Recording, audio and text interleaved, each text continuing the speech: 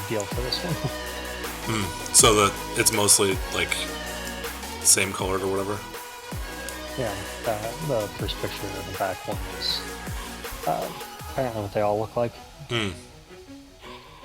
Then you have the front down below where you see the white. Yeah. We'll find out when it's done. That's cool. I mean, worst case scenario, after it hits level 100, you go, oh my god, I hate the way this looks, and just make a new one. Level 100 isn't that high.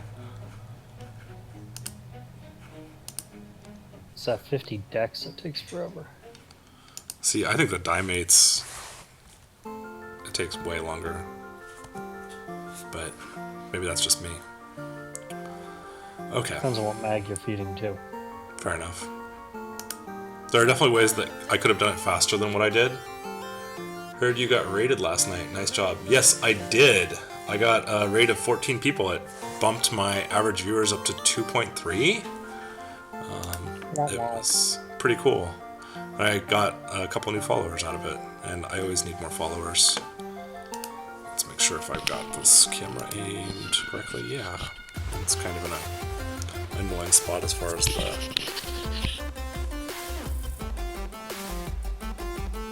angle. Oh, that's the reason why. It's using the wrong webcam. Okay, that's easy enough to fix. Stop trying to use the wrong webcam, yeah. Darn thing. There we go. It's like, why is this not working? Oh, it's because it's pointed at... It's not my actual webcam, it's my laptop built-in one. Okay. Are you making the room or am I making the room? Currently in a private one just feeding mags, so... But I mean, like, if you make the room, then there's a chance of Heavenly Arms again, and I wouldn't mind having another Heavenly Arms. So you want me to make it? Yeah, if you would.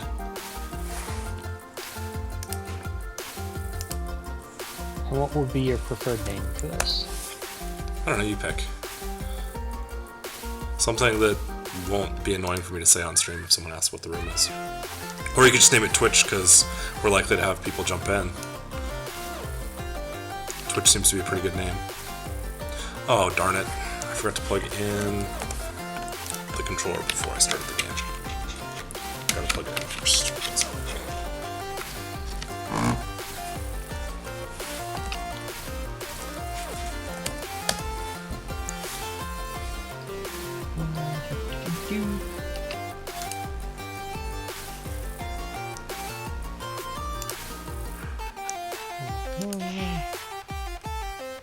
You want an anguish, right? Anguish? I don't know what anguish is. Just makes it harder. Oh, yeah, I know what anguish is. I don't think we're ready for anguish yet. It increases drop rates, though. Only by 2%. And you saw the event was over, right? I didn't see, but oh well. I mean, I'm kind of surprised they left it up as long as they did. But Easter soon. Are you viewing my stream right now?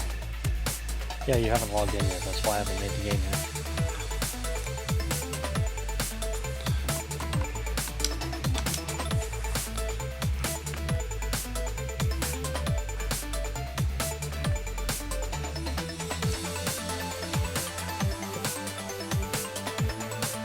Maybe.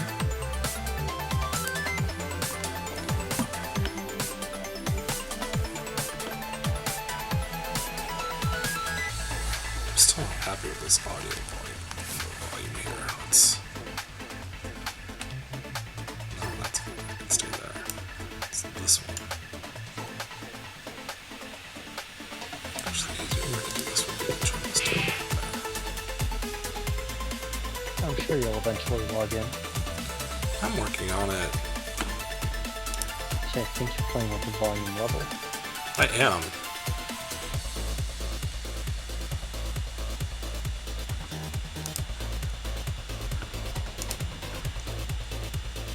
See, I'm logged in. Did you make the room Twitch? Yeah, you just need to go join it. I'm working on it. Wow. That's quite the name. What? I didn't do it. No, not you. Someone made a genitals named thing.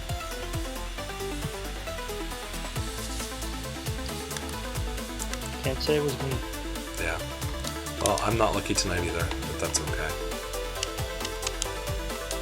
I should probably, since we don't have a high-level person in here yet, empty out my inventory.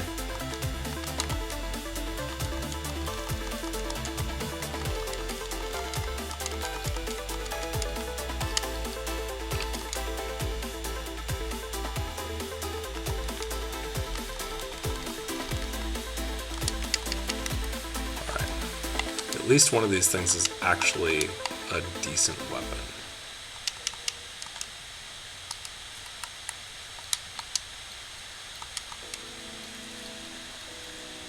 When I get to the Vulcan, I have to remember to actually, like, try and make it into something good.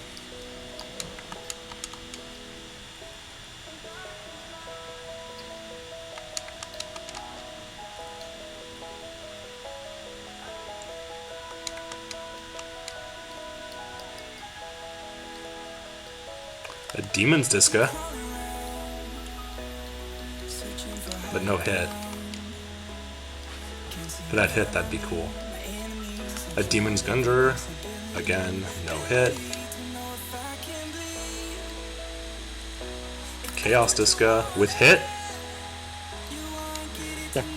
Seems good. Do you want that? Oh, I'm good. You don't want a Chaos Disca with hit? No, I'm good.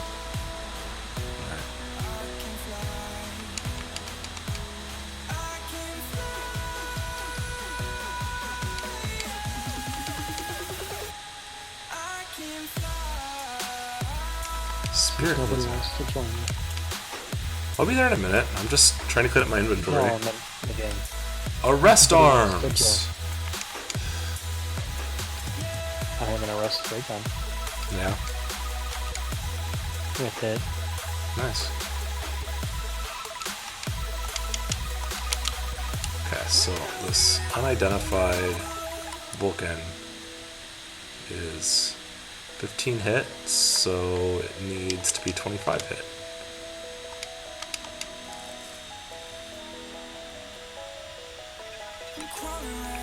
$25 hit charge Vulcan? Sure. I can toss that to a noob at some point. Don't mind giving that out for free.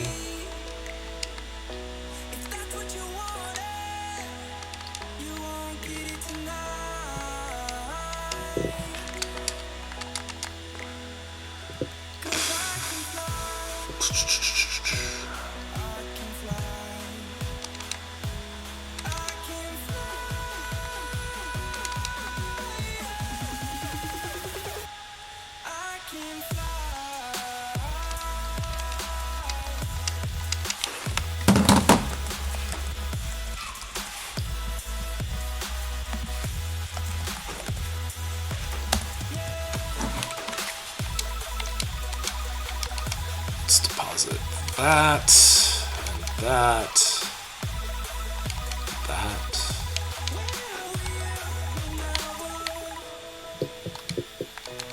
And I'll take that out of here, that out of here, that out of here. Nope. Almost done.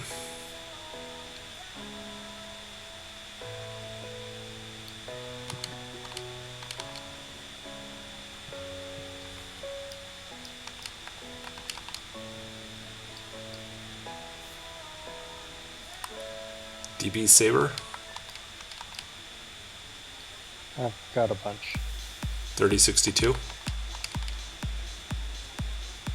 There's I different don't know versions. I think I have just a normal one. I may have a 3062. Another Demon Skunger.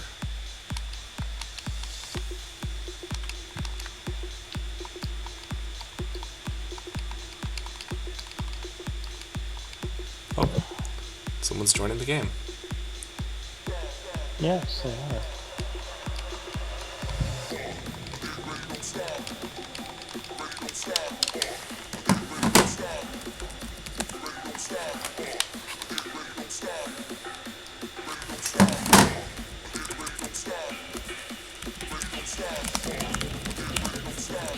Well, I do mind the timing of their journey.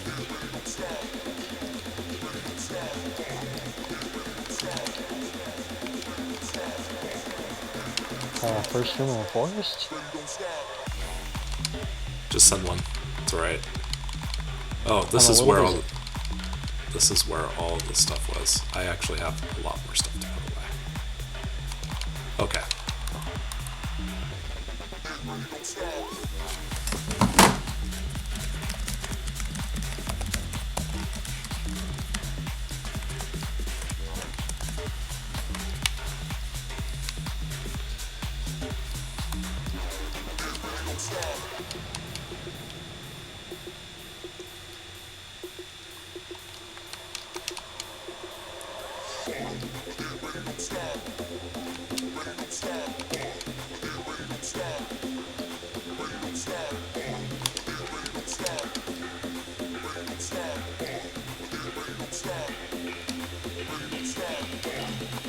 Oh my gosh, I just did something really dumb.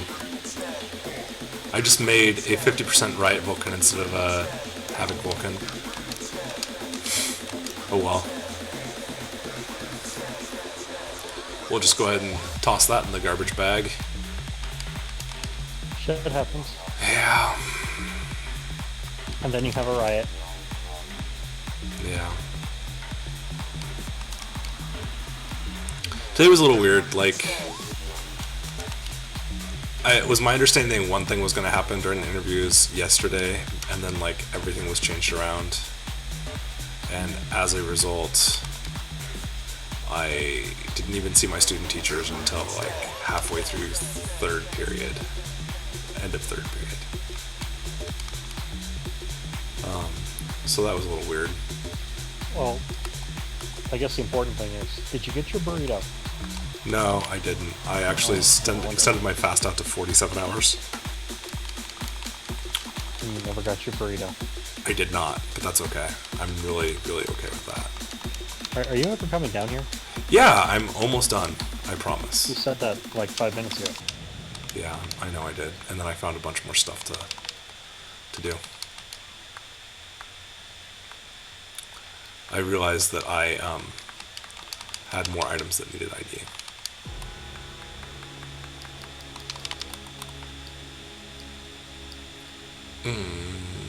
Let's see here. Okay.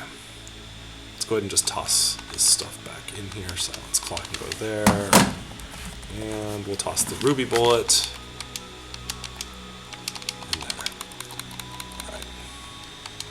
Here I come. Here I come to shave the day.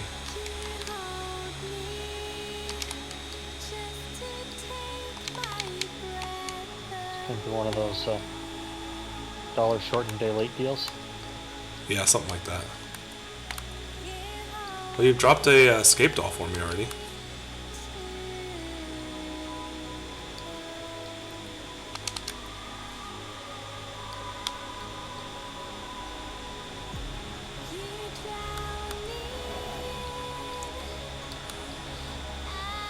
Telepipe. Sure, I'll pick up that caliber.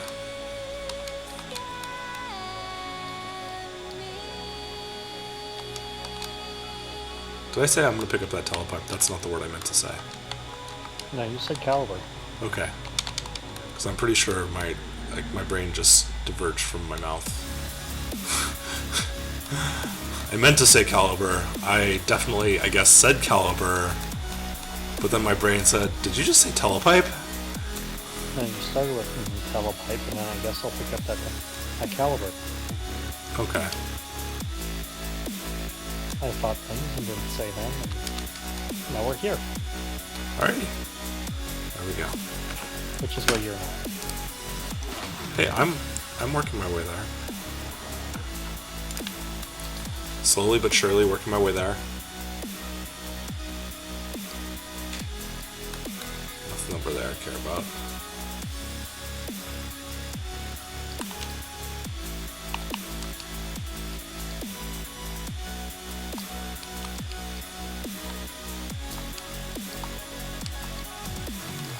Now we have one of every class in here, right?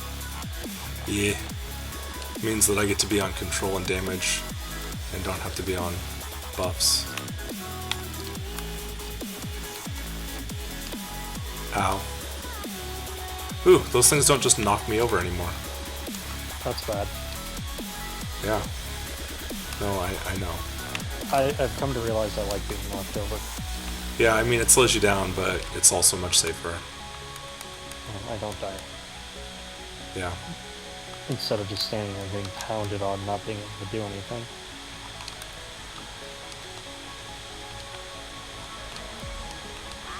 So what level is that Magno? The one I'm leveling, Yeah.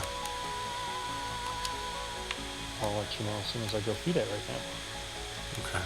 Oh, I can't feed it right now. 69. It's got a ways to go. Yeah.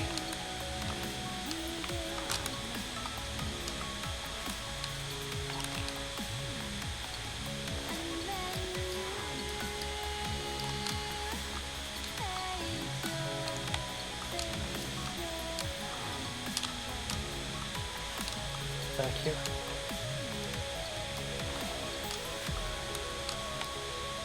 Did not give you permission to live.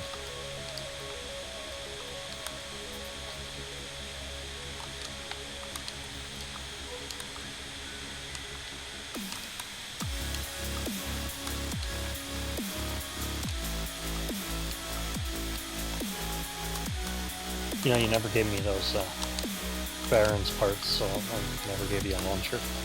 I know. We've been busy.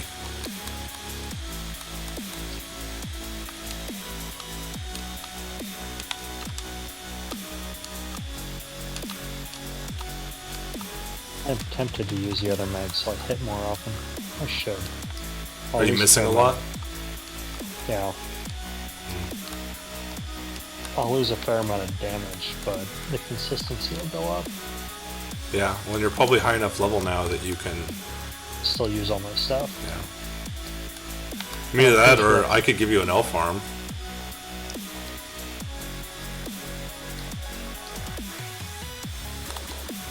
I'll try equipping it and see what happens.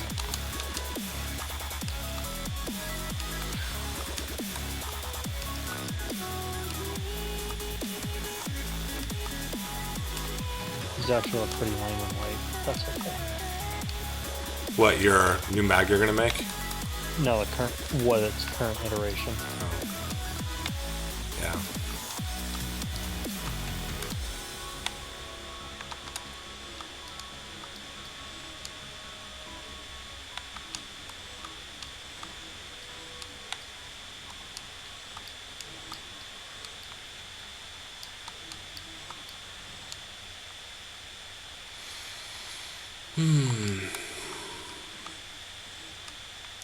I'm mildly tired tonight. And I definitely don't miss like I used to. Damage isn't quite there, but... Yeah, well, that's the trade-off. Gain more levels, Well, I guess. Like, as the mag levels up, that'll be resolved. yeah. How high is the one you've been using? 130 something. Knowing I was ditching it, I just stopped leveling it. I'm like, I'm not gonna waste the money. Yeah. Or the time. Especially the money. Yeah. Well, I I mean, could be using mates to be not dead. are you having trouble with money? No, but I could be using the mates on me to be not dead instead of... Yeah. I'm not gonna play pinball with you guys.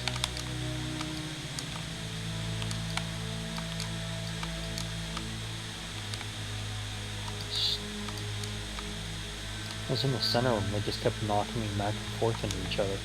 Sure, I'll take Bar to level 16.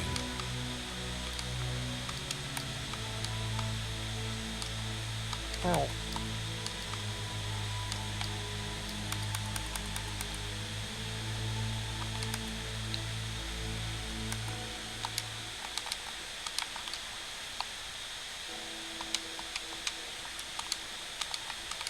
There seems to be a button down here. I wonder if it's some type of trap. I mean, It makes enemies spawn. Doesn't mean it's a trap, I guess, though. Maybe it just gets their attention.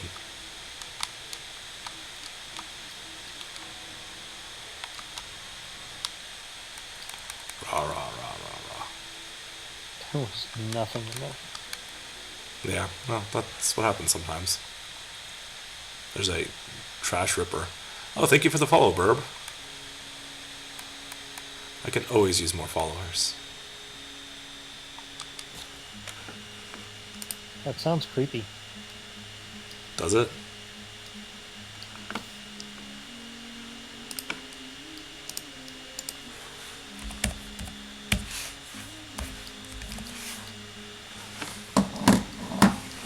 Hey there, how are you tonight, Burb?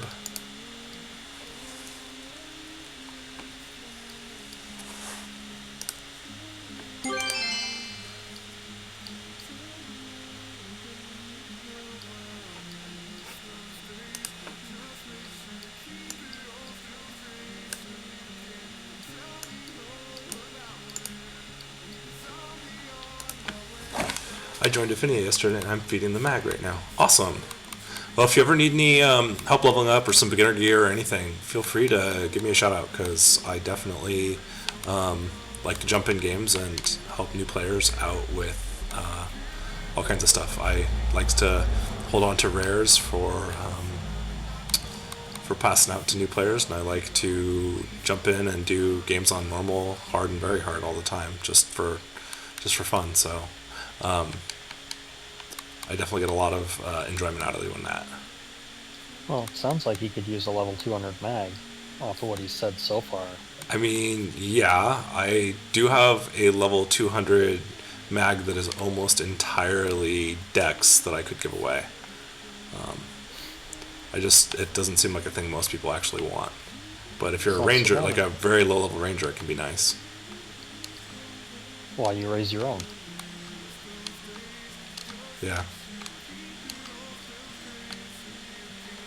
Which class are you primarily playing?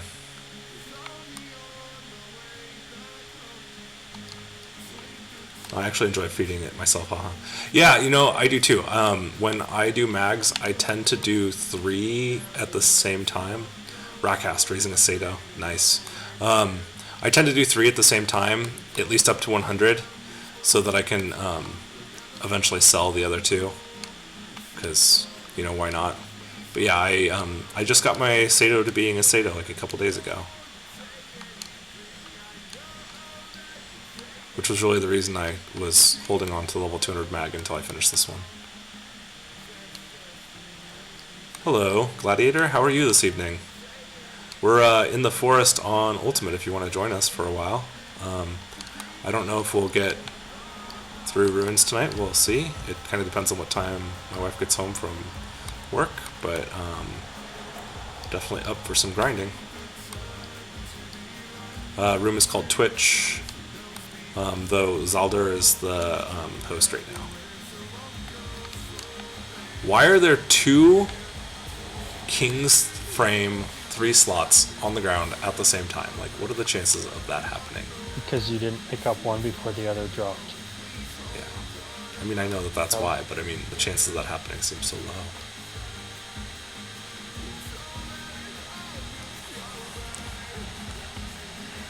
I'll toss a pipe out.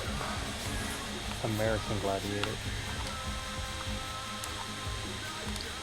Perhaps Turbo. I remember that show. Because I don't remember the names of any of the other. Ooh, I like your mag color actually, but I went for slate blue. Yeah, I made I had made a yellow, a red, and a black at the same time because I wasn't sure which one I'd like. I kind of wish I had had an orange one to choose from also, but I didn't apparently have a blank orange one when I started. So red seemed like what I liked the best out of those 3. So I have a yellow Sato and a black Sato sitting in my bank just waiting for me to spend a little more time on them. But red looks pretty good.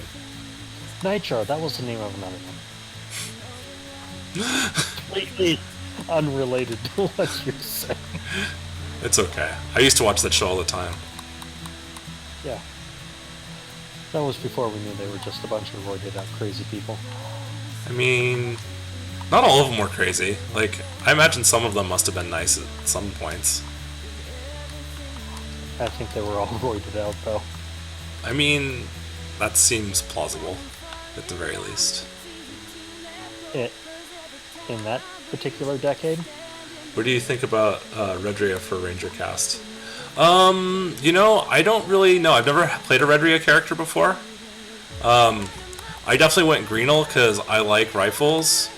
But, I mean, the classic Ranger IDs are obviously Greenel, not Redria, Greenel, and Purple Num and Viridia are kind of the three classics, just because they each have specialties in one of the Ranger style weapons.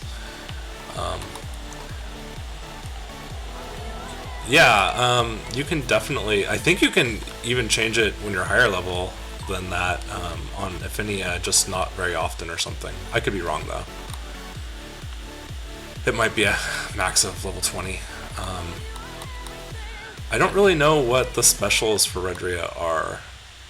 Back in the day, the rumor was that it had more chance to drop the red weapons, but I don't know if that's actually true.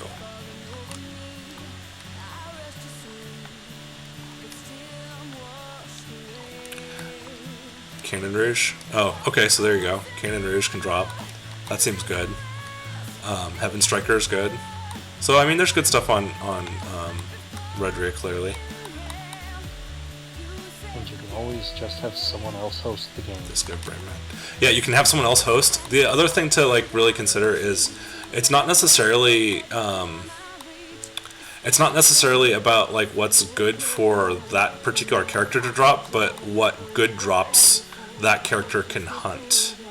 So like as a ranger, I think episode 2 is supposedly like one of the best places. So like you want to pick an ID that has good episode 2 drops, because then at least you can potentially like trade them away and get good things. But I don't know, at the same time, I'm a Greenel Ranger and I have no idea what episode 2 drops are good on Greenel, if any, so I clearly don't know everything.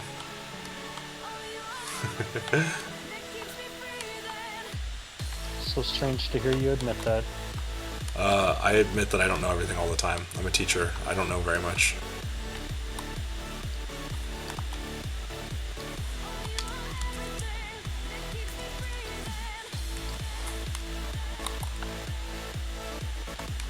Hey Wolfcone, how are you?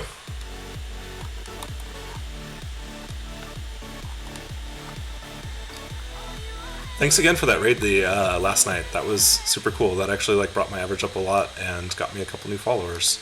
So that was super nice of you.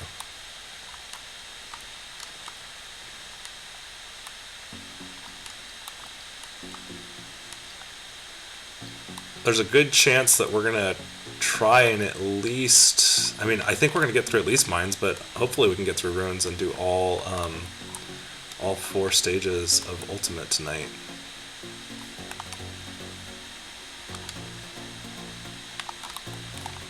What'd they find? Level 200. They found a level 200. Well, that is a thing. Ah, fiddle. That was not a trap. Oof. I think I just got that PB as I did that too. I'm live, so I can't hear it, but I'm lurking.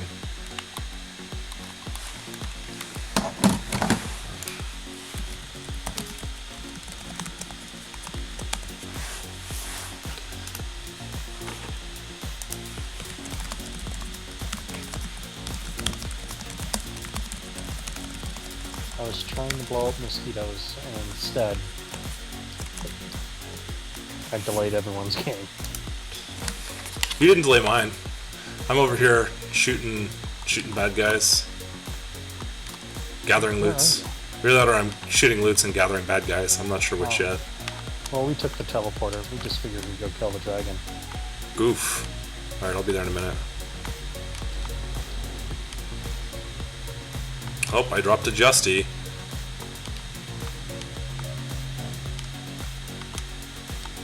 Go away, Barble. Ow. Alright. Yeah, that Justy is gonna stay right there in the ground.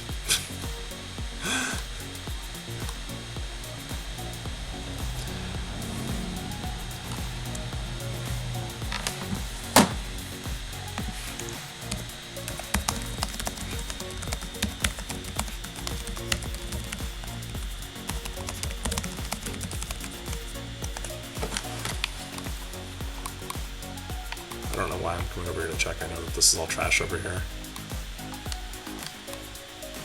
I'll be caught up in a minute.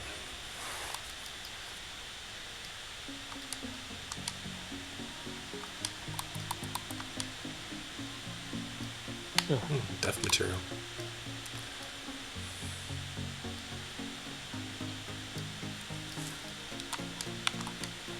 How? I'm almost to the dragon. Almost there.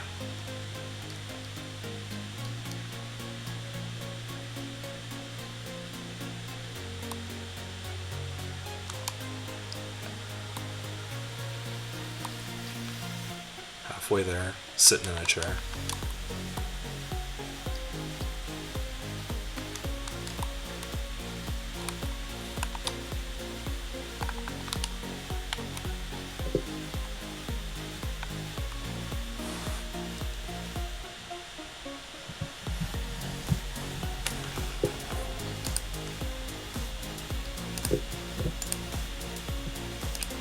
Wonder if I'll get another Dragon Claw tonight.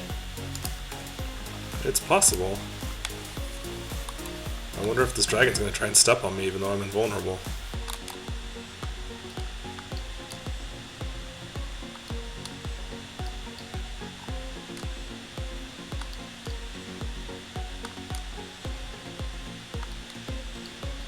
I need to turn the Phantasy Star Online volume up a little bit.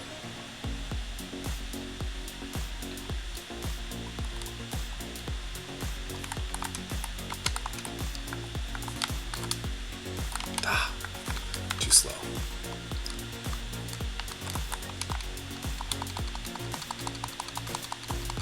We got him! Get there!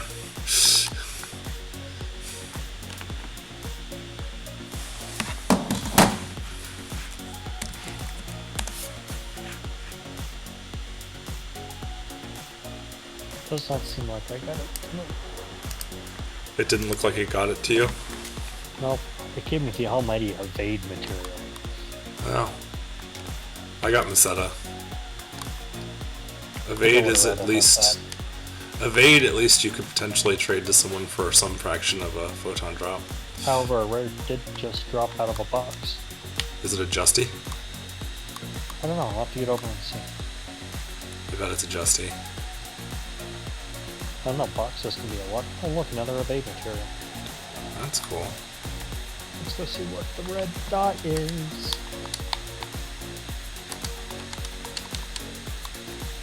It is not a Justy. What is it? Photon drop. Very nice. We're on Skylight now. Yeah. We were on Skylight because I figured there was a small chance that we'd pick up another Heavenly Arms, and the more of those I have, the better for right now, since I'm not level 200 yet. But I think it's likely that we'll probably switch over to Greenall now, if that's okay with you. Alright.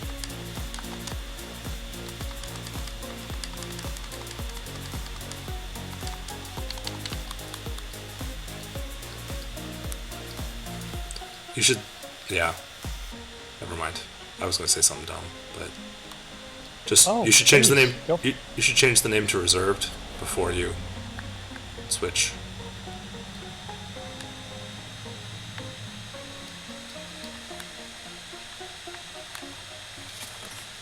I need to open my tea up. It's too hot inside there. They both drop over. I mean, fair enough. I mean, we could stay in Skylight if you want. I know that Greenall has a chance of dropping V101. I don't know about Skylight. I think I did. No, maybe I didn't. I guess if I was smart, I could install the update, or not the update, but the plugin for the Affinia drops. But I haven't done that yet because I'm lazy and not lazy at the same time, I guess. I don't know.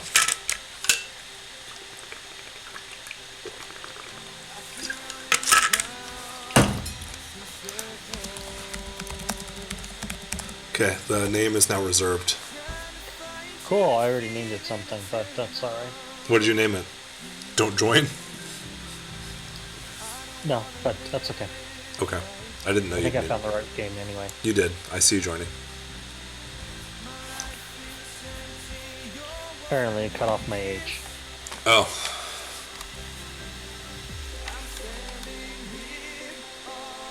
So, cave, huh? Yeah, I mean, I would send you a telepipe, but we're literally not even inside yet.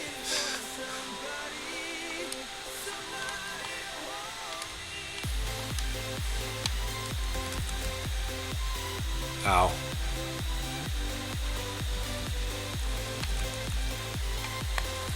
You look better with the reds than I do with your Mag's outfit. I mean, for sure. Red's my favorite color, so I definitely may have picked stuff to look good with red. Oh, you probably can't hear this. I'm gonna go jump in the other room so I can reply. Cool, I'll just get punched in the face. Cool.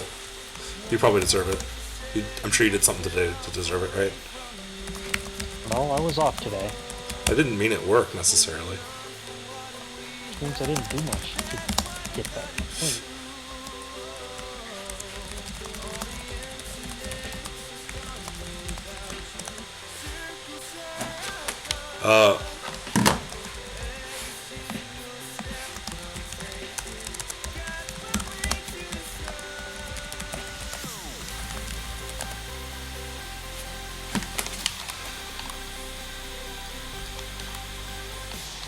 Oh yeah, I'm on freezer duty now.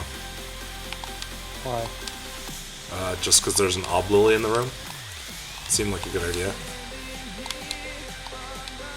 However, distracting that thing by bringing it over to me while I'm standing there was Thanks for the help.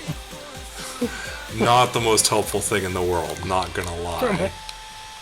From a certain point of view, it was.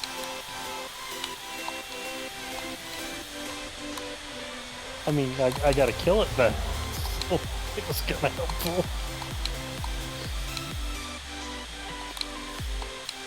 Why do you keep bringing things to me? Especially when I'm fighting lilies, since they can paralyze and one-shot me. Come on. In all fairness, I was gathering them under my frozen drop. You just happened to be on that side of the room. You deserve that. I'm sorry that I've been playing the game like you weren't here for most of it. Hey, I was in the room. Oh, you mean like fine. you've been playing a lot of solo? Fair No, enough. like today. I found another 4-slot dragon frame. Toss that in my pile of stuff to give away.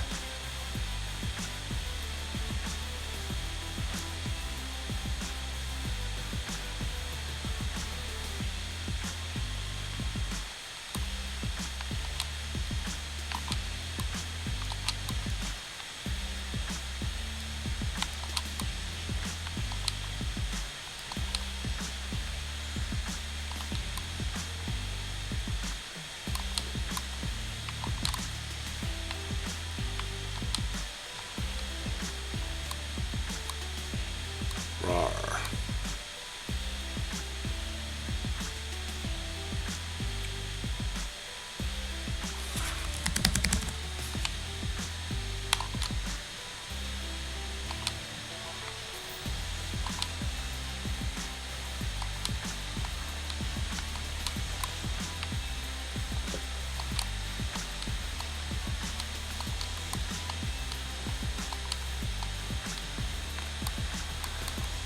Why does it smell like barbecue sauce in my house? Not in my house, even in my garage. Like, it smells like barbecue sauce in here all of a sudden. That's... Maybe someone's barbecuing or you're having a stroke. I mean, I don't think anyone's barbecuing in my garage. And I hope I'm not having a stroke.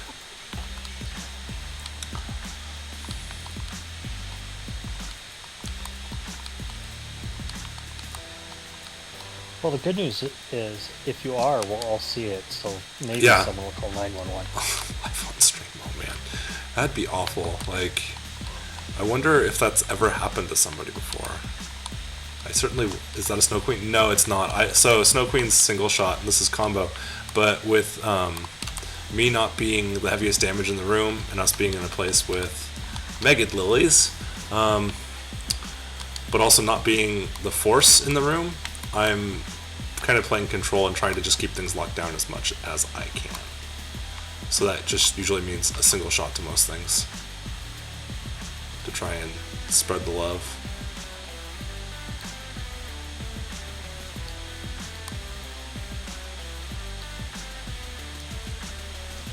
Or should get rid of the mag feeding timer. I mean, if this was PSO PC, you could.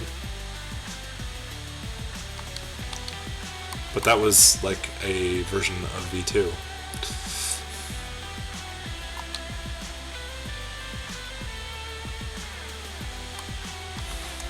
And we are playing V4. Ooh, I missed. Missed again. I'm being kind of useless tonight. When did you realize that? Probably when I didn't actually teach any classes today.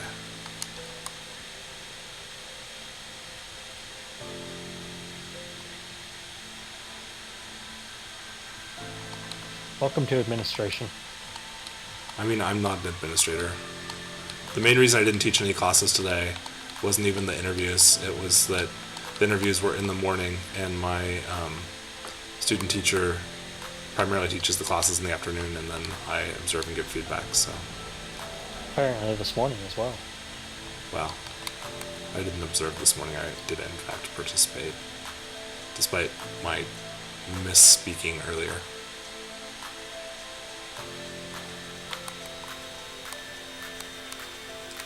Oh.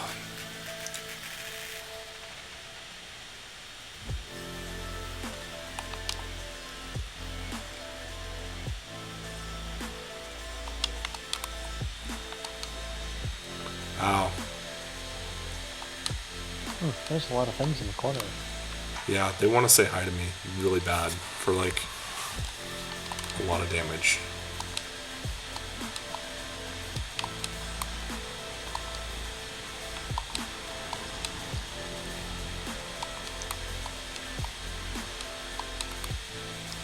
Oh.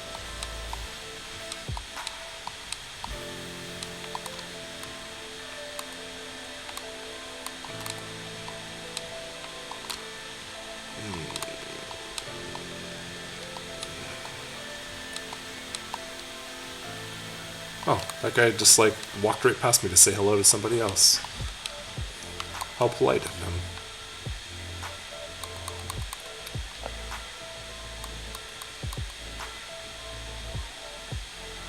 Yahoo! Does your pet force want that? Grant's level 17. Please don't go ahead of me, Usagi. Okay. What did I do? I haven't played PSO in a couple of years. I have to say, the plugin system that's available now is so nice. Yeah, I am not lost. I'm distracted, is what I am. Sorry. Where are you, Usagi? I am in Northern California, in my garage. The barbecue sauce. Yeah. Barbecue sauce.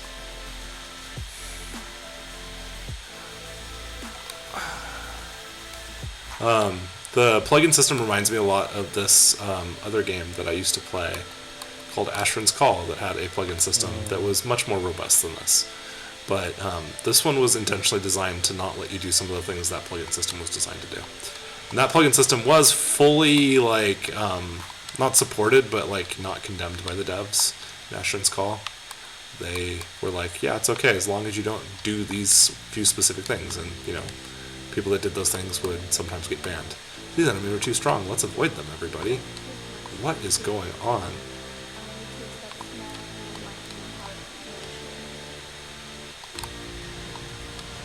There you go. A comment hit the flower. Yeah. It did not survive.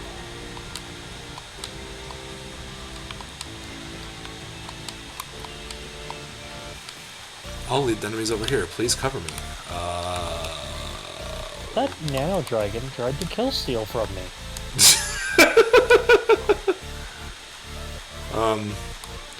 The I'm not enemies kidding, didn't right after follow I you, Gladiator.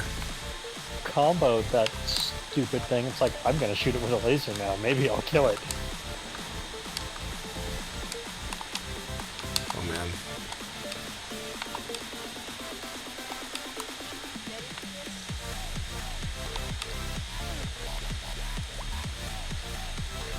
Oh. There's some Zerk arms with hit. Only like 10, but that's not bad. But poke in the eye. If we freeze the pan arms in Solura, we can kill it. Okay, there you go. If this nano dragon behind it doesn't kill it instead. And now it's split.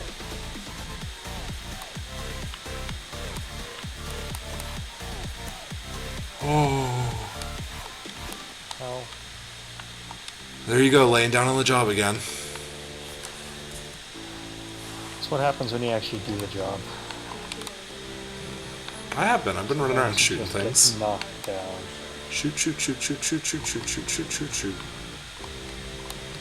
Oh. Oh, what?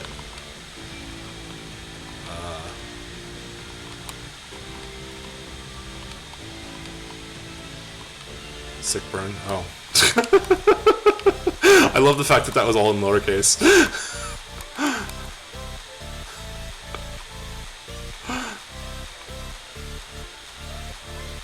Hey look, I found a perfect 0-slot frame. Perfect for the trash can.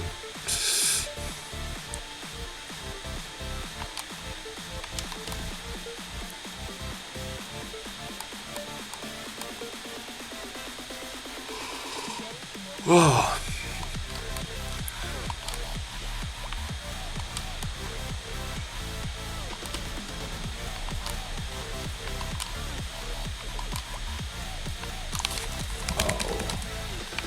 Hey, how are you?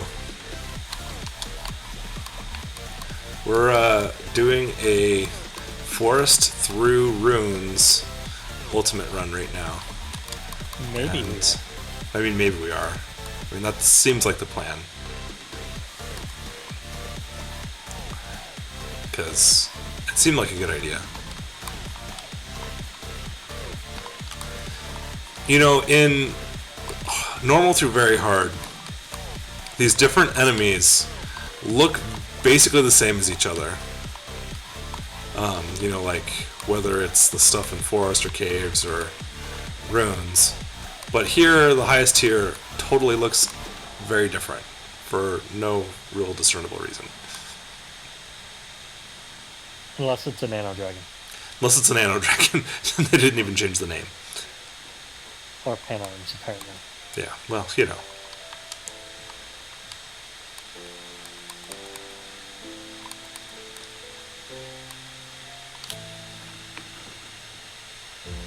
Of course, there's a button over there. Why wouldn't there be a button over there? Why wouldn't there be a button where? Oh, over there. Because we gotta go around and then back again if we want that item. Open the door, there's a floor button. Yep.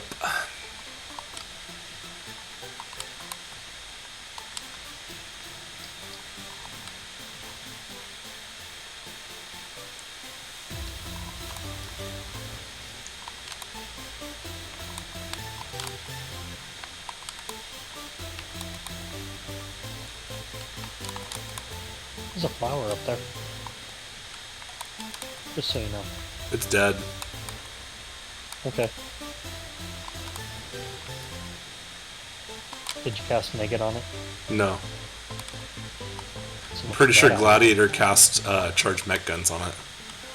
Oh, so he bought its staff. Yes.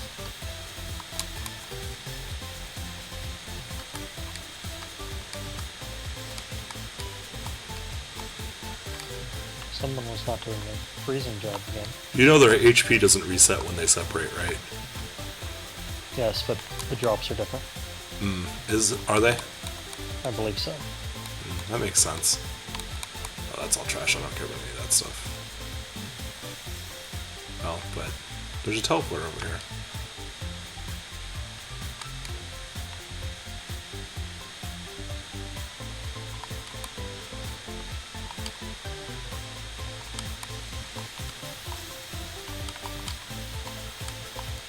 Look back here, you kill stealing dragons. Level 21 Zonda.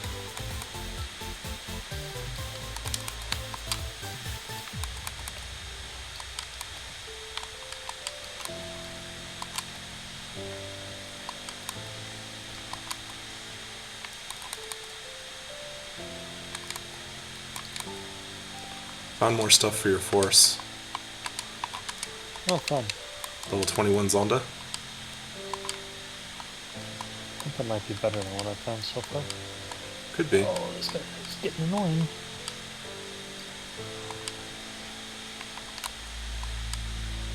I freezered him.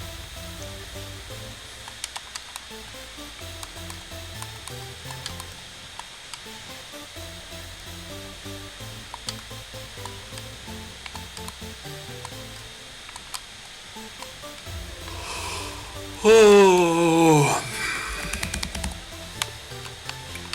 Oh, there's level 21 Barda. I just dropped on the floor. If you'll want it. As well as the level 21 Zonda. I'll grab the Zonda. Oh, there's another one. Oh, well, I only need a level 20. One level 21. Fair enough. Maybe I should grab those to give to new Somebody. forces. That's probably what I should actually, in fact, do. Someone else grabbed the Zonda. I think that was me. No, like it was still on the floor when I said something last. It's fine, as long as someone uses it.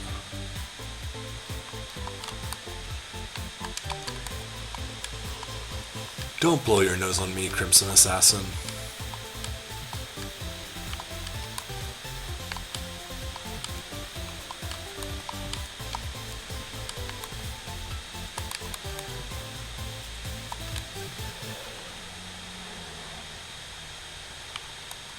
That's right, I'm green.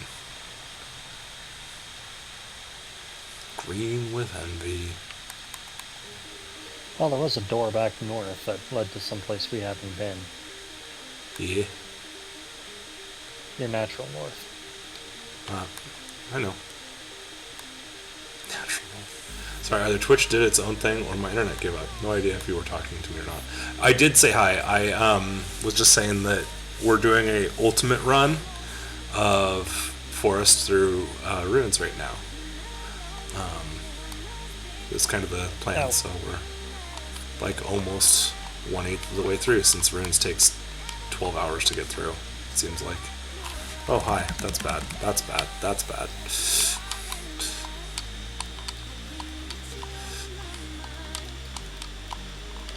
So hopefully you're able to hear me now. I have no idea though if it was the internet or Twitch or what that may or may not have contributed to things not working right.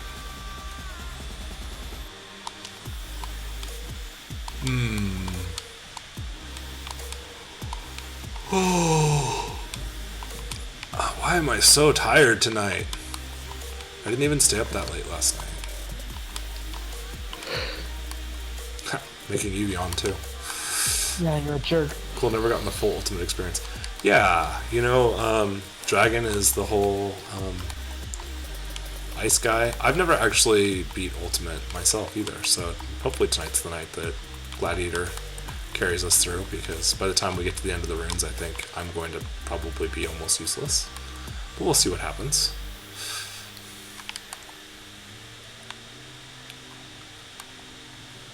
I'm confused as to how that's a change from where you're at now. I'm not totally useless right now. I could You be said doing almost useless.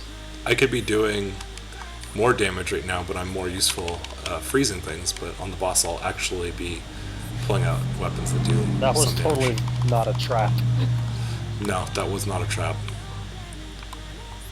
I was like, let me come in and freeze everything, and that's not what happened. It is now. I mean, you did freeze everything.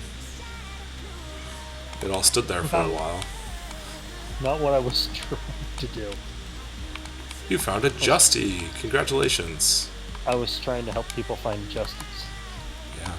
And a blue barrier. That's significantly better than a Justy. Huh? Do I have a blue amplifier? I have no idea what you have. I have a color amplifier, I just don't remember which one. I feel like it was yellow. I have a yellow barrier. Oh, that could be. I guess when we get back to town I can check for him. Yeah.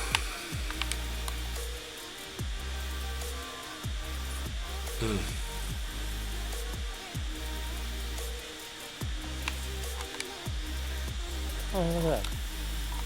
So one of my students was asking how to install this. It'll be amusing to see if they actually go about start playing at some point. What's your technique? I am willing to bet I found a Justy. I'm willing to bet you did too. I'm willing to bet that I've left at least one of those on the floor tonight. Nope. Oh, Walls. No, I did worse. Wally. I got a trash compactor. Oh, you've never gotten anyone to play this? Yeah, I mean, Zaldir definitely plays because I introduced him to the game of this, and someone introduced me to it back in the Dreamcast days, someone that I do not speak of. And, yeah. This is named Todd. There's a not spoken one named Todd. No. I actually don't have nearly as much problem with Todd as I do with some of the other people in that group. It wasn't him. Kent? Yes. The ultimate betrayer. I don't know what happened there. Yeah, it's okay. Apparently, wanting to hang out with your girlfriend is a crime punishable by lack of friendship. So, it's okay. I'm better off. My friends either complain about the graphics or they don't like the grind. You know what? I don't think the graphics are... Wow, you're dead. I don't think they... Yes, there is. I see that. I don't think the graphics are really that bad. Like, granted, my memories of this are colored by, like the fact that I used to play this on Dreamcast back in the day, and I had plugged this. My experience with this was Dreamcast with a VGA box, which meant that it actually outputted legit VGA graphics, or 480p. It's what my friend didn't want to play. So like, my first taste of this was like 480p back before HD TVs were a thing. Like, I'd play it with my computer monitor, and it was gorgeous. It was like the best console gaming graphics I'd ever seen. And the music is fantastic and very nostalgic for me, as are the sounds. So, I'm a little confused about how these graphics are bad. fuck these polygons. I don't know. I think they're like not that bad. Like, I don't know. I've actually played like Sega Saturn games and PS1 games, and this is definitely not that bad, like, at all. And like the textures aren't just like solid colors, and no worse than a lot of AAA MMOs, though. yeah, I mean that's true. Hey, Gabardo level 20. I'll take that. So it's just, I don't know, like, I think the graphics, it's not The Witcher, but yeah, I like the graphics, especially Seaside Episode 2. Yeah, I mean... The Witcher isn't an MMO, so... Yeah. What's wrong? Single-player games have. There was a Trigrinder somewhere. Oh, I It's mean, probably on the ground. I missed a Monogrinder somewhere, it looks like, actually. I wasn't paying attention. But we've actually explored pretty far in here, so I'm not going to go all the way back, because it is pretty far back. Yeah, I mean, there's more to games than graphics. There's a reason why I'll still pop Super Mario Brothers into my NES and play that once in a while, and it's because it's a fun game. Like, it doesn't have anything to do with the graphics. If anything, the graphics are worse on an HD TV because the NES games tried to take advantage of the bad quality of RF and composite video to cause color blending, so that you could actually like get some images that you can't get now on HD TVs.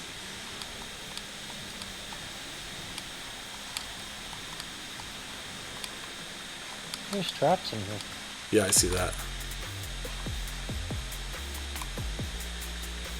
I warned everyone.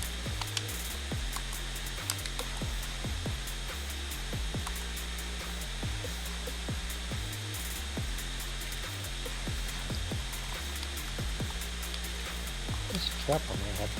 Yes, there is. Thank you. So, like, if the 5-star unit is resist Blizzard, is the 7-star unit resist Activision?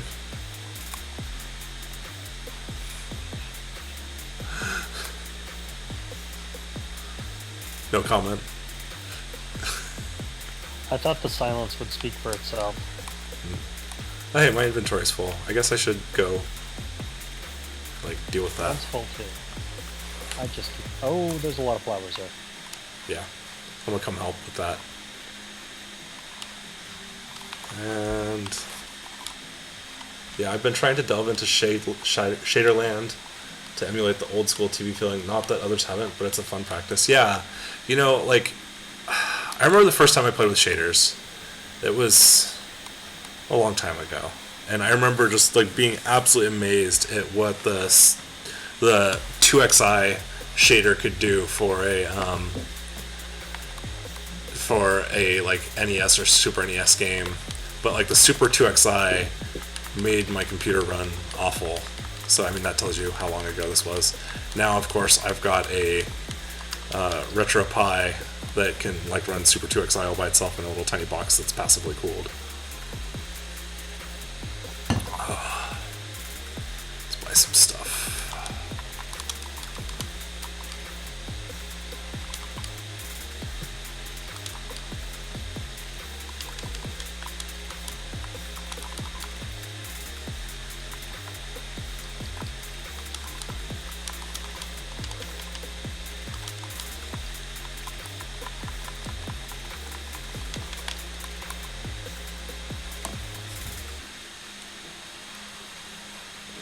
I have students that want me to play more retro games on this, but like I just, I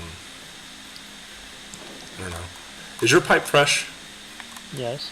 Okay, I'm gonna take yours. I wasn't sure if I just didn't want to leave you stranded up here.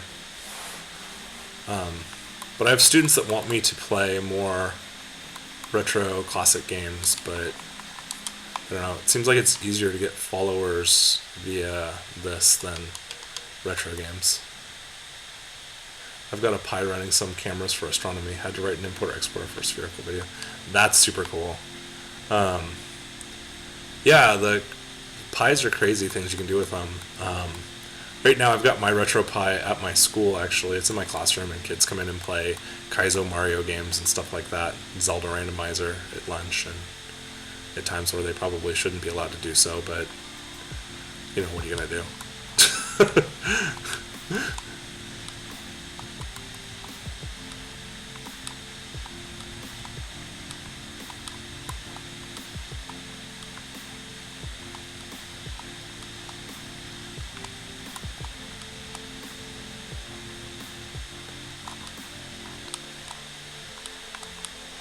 I definitely do need to get some Zelda randomizer going again.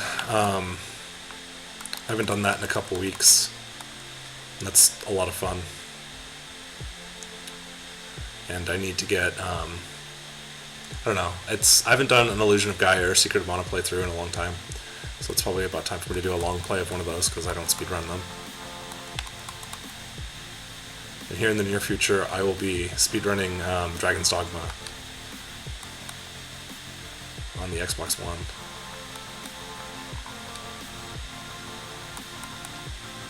It's a 25-hit Vanilla Gladius.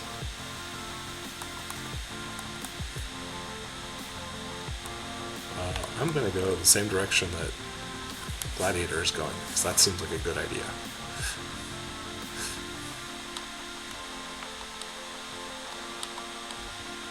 Ow. But yeah,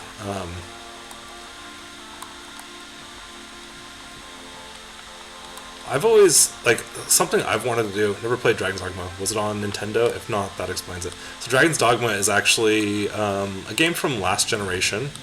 It's got a mild cult following. It's kind of like it's like an action RPG. It came out right around the same time as Dark Souls did. But it's tough, but it's not tough in the same way Dark Souls is. It's tough in other ways. And I have definitely beat that game a whole bunch of times. And it has a speedrun mode built in where, like, it's basically a new game plus that saves, like, nothing you do in that playthrough gets written back to your main file. So, like, any items you use aren't actually used and anything like that. So when people speedrun it, what they do is they set up a save that has dupes of all of the key quest items, because you can dupe items like built into the game, like you pay wrong game, you pay gold or whatever it is in that game, maybe it's Zenny, I don't know, it's a Capcom game, and you can dupe items. And so, like, I've got dupes of, like, basically all the quest items, and so you there's definitely a lot of running around and bosses and stuff like that you have to fight, but you can simplify it down to be a significantly shorter game, including a I don't know, there's a item you can use to kill an enemy in one hit, no matter which enemy. And so, like, the longest boss fight in the game, if you can hit it in just the right spot with it, it instantly ends the boss fight instead of it being like a 10 to 15 minute long boss fight with cutscenes and stuff. So I really need to practice with that. But it came out on 360, PS3, and PC, and then there's a sequel that's Japan only. I mean, the Steam port is pretty bad. I can't speak to the original port. And then there was Dragon's Dogma and Dragon's Dogma Dark Arisen, which is like basically a remake of the game on the same generation that had way more stuff. It's basically a big expansion with the original game, but you couldn't buy the expansion separately. And then this generation, they kind of upgraded it a little bit in terms of, like, textures and stuff like that, and load times, and then re-released it on Xbox One, PS4, and on Nintendo Switch finally. So they've released it a bunch of times. I've technically bought the game on Xbox 360, Xbox One, and then for my nephew, I bought it on his Xbox One as well. So I've bought the game 3 times. But it's a pretty decent action RPG. It's single player, but you get these things called pawns that are like characters that run around with you that do the same kinds of things that other players would do, so it doesn't feel quite so lonely, I guess. Soulless minions of orthodoxy. They actually are, like, totally soulless. It's kind of interesting. It's like part of the story.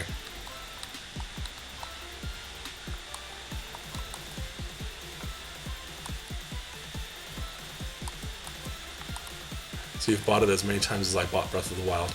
I've only bought Breath of the Wild once myself. I don't really like 3D Zelda games for some reason. I love the 2D ones. At least the 2D ones I've played, which, you know, is Zelda, Link to the Past, Link's Awakening, Link Between Worlds. I've played and enjoyed all those. I haven't played really into the other 2D ones, but I've never really enjoyed the 3D Zelda games.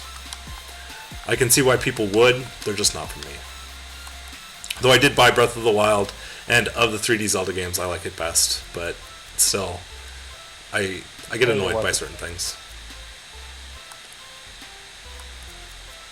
Yes, it's great until your weapon breaks. Yeah, you know, I can see why people would like it. It's just not, they're just not for me. I don't know. I really like 2D Zelda a lot. 2D Zelda games are some of my favorite games to play and speedrun and watch people play. Not that I'm particularly good at speedrunning them, mind you, but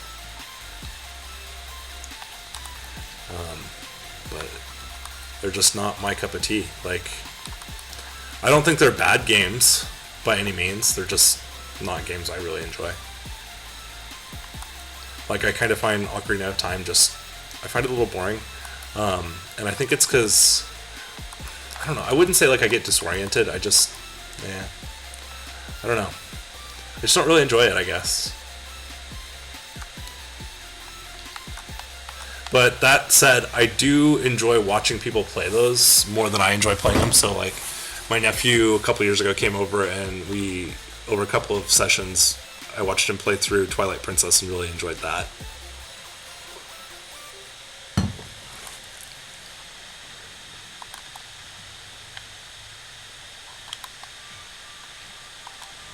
And, like, Breath of the Wild, I enjoy seeing the stuff. Like, I wouldn't mind sitting down and watching someone play all however many hours of it is to do all the dungeons and stuff over the course of multiple sittings, but I've just never bothered to try and watch that. And watching the speedruns of it is equally impressive just because of all the things that I don't have the guts to try myself when I play it.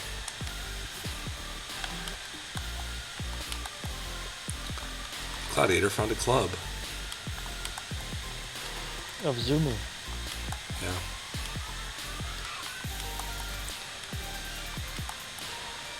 It's got nothing on the Hildebear cane. Yeah, well, it also doesn't make the Hildebear cane sound as you... And its mouth doesn't keep going. That's what I mean. It doesn't make the Hildebear sound. Ocarina of Time especially have some absurd stuff going on. Yeah, I just don't really... And... I don't know. I guess Majora's Mask sounds interesting, but I've never really played it. And watching speedruns of it, having never played it myself, I don't really understand what's going on, I guess. Resist Devil. Yeah, I'll pick that up. Why would you want to resist the devil? Because it helps you resist Megid.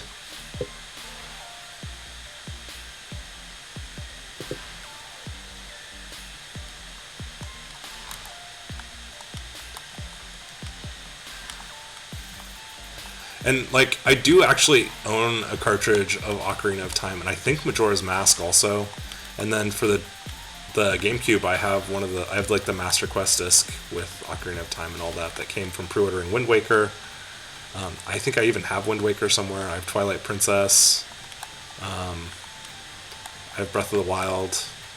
But I keep buying 3D Zelda games and going like, oh yeah, I don't really like this very much. I don't know. I really like a lot of retro games. There aren't a ton of newer games that I love.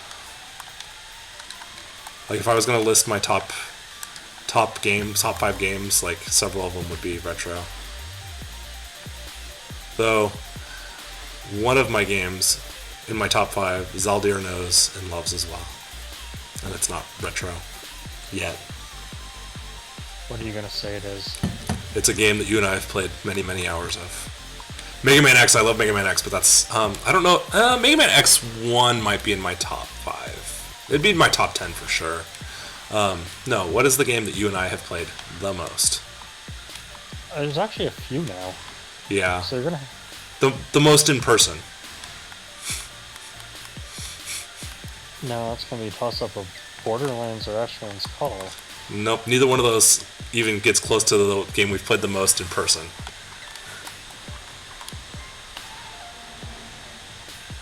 You're gonna have to help me out then. It's a Wii game. Oh, Dokapon Kingdom. Well, how I forgot that one. I'm kind of thinking like that might be a fun game to do a 2-player speedrun of. Oh, speedruns aren't fun with that because that's where you don't unlock all the fun stuff like Hero and. Well, what you do is I think you would.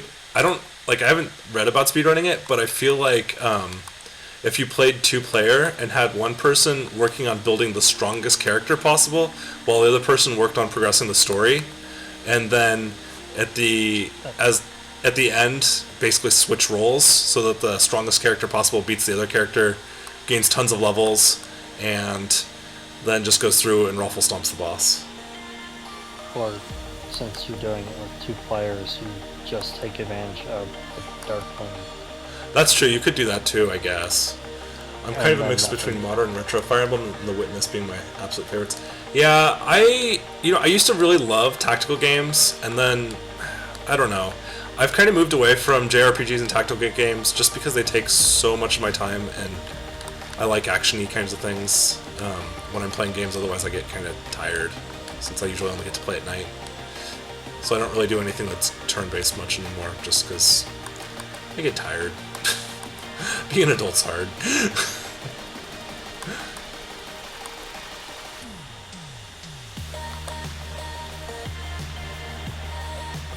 There's traps over there.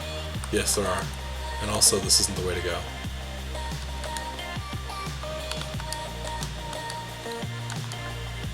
But yeah, like 2 of my favorite games of all time are Secret of Mana and Illusion of Gaia, which are both 16-bit action RPGs. But I'm not really interested in speedrunning either one of them. Another favorite of mine is wow, my brain just went. ActRaiser, which is another 16-bit game. So puzzle strategy games are my jam. Besides, I can play them at work without being unproductive. Fair enough. It's really easy to just put down. I like some puzzle games.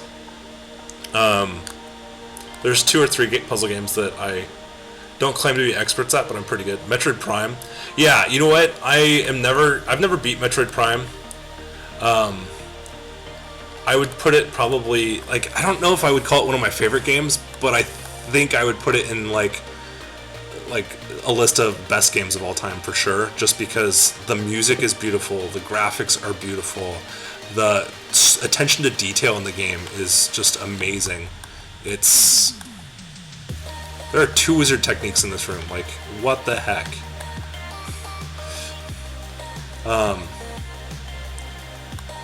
But yeah, like, if I'm just wanting to horse around playing a puzzle game, I really like Super Puzzle Fighter 2 Turbo. But the only puzzle game that I actually claim to be very good at is Dr. Mario. And I'm not horrendous at Puzzle Quest.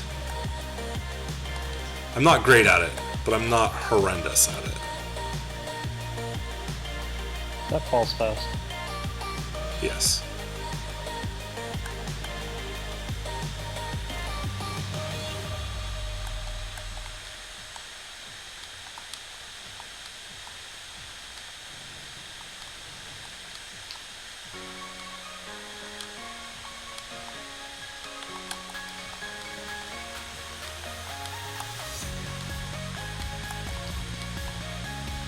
I do get away with playing a little bit of Zelda Randomizer at work once in a while. During my elective, I kind of, like, the kids like to check it out. Space Invaders and Tetris, practice on making them for quite a while. That's cool. Yeah, you know, I'm okay at Tetris, like, but I am not. I would say I'm pretty, like, average for anyone that plays it once in a while.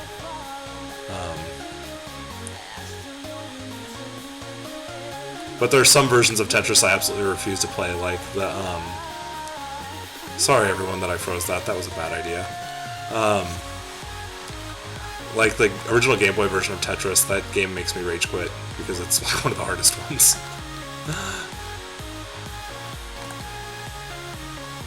But Dr. Mario is definitely high up on my puzzle list. I'm pretty good at Dr. Mario, as long as I have a controller with a decent D-pad. If it doesn't have a good D-pad, I don't even want to, like, consider playing it.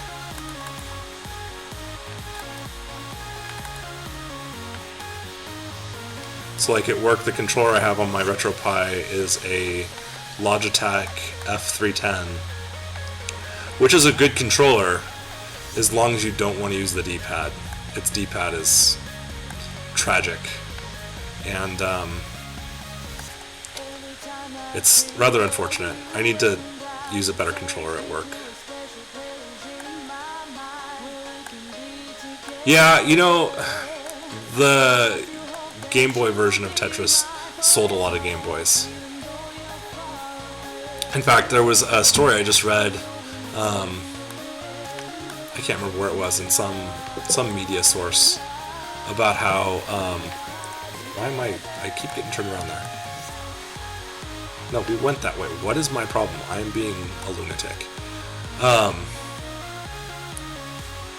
There was a Japanese woman in her 80s or 90s or something like that, and she was still playing Tetris on the original Game Boy. And Nintendo finally stopped producing them in 2006 or something like that, way later than you would expect. And her Game Boy broke, and they hadn't been able to find a replacement or repair parts or anything like that. And they had heard Nintendo had good customer service, so they wrote Nintendo a letter. And Nintendo confirmed that there were not, in fact, any replacement parts available anymore, but got into their private stash of consoles that they have just stored away and sent her a brand new in-box original Game Boy. And this was in 2016. That's what happens when you're 90 years old.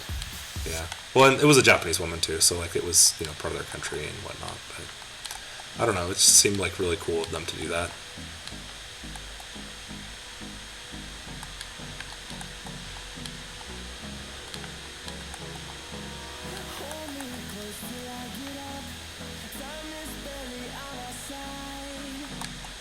That's crazy. They'd be stashing. Yeah, I mean, I bet you they probably have some original NESs sitting around somewhere and stuff too.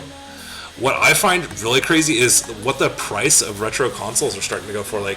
I need to buy a Super Nintendo soon because I don't have one right now, and the prices are going up fast these days.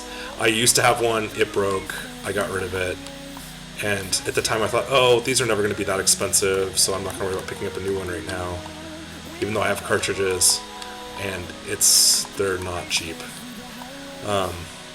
It's amazing how much some of the stuff goes up, though. I have a Virtual Boy, and that's getting to be pretty expensive, too. Worst console ever. I don't know if I'd go that far. It's definitely one of the worst, but I don't know if it's the worst. There are actually a few decent games for it.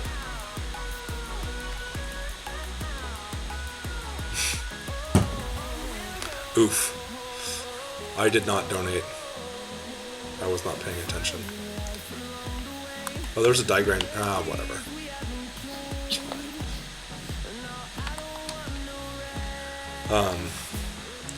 There's Wario Land for the Virtual Boy is actually a really, really good game. Telro Boxer is kind of fun. Red Alarm is a pretty good game. So there's definitely some good Virtual Boy games. It causes kids to have headaches. It's bad for them. It has problems. It ate batteries as fast or faster than the Game Gear did. It was a flawed system for sure.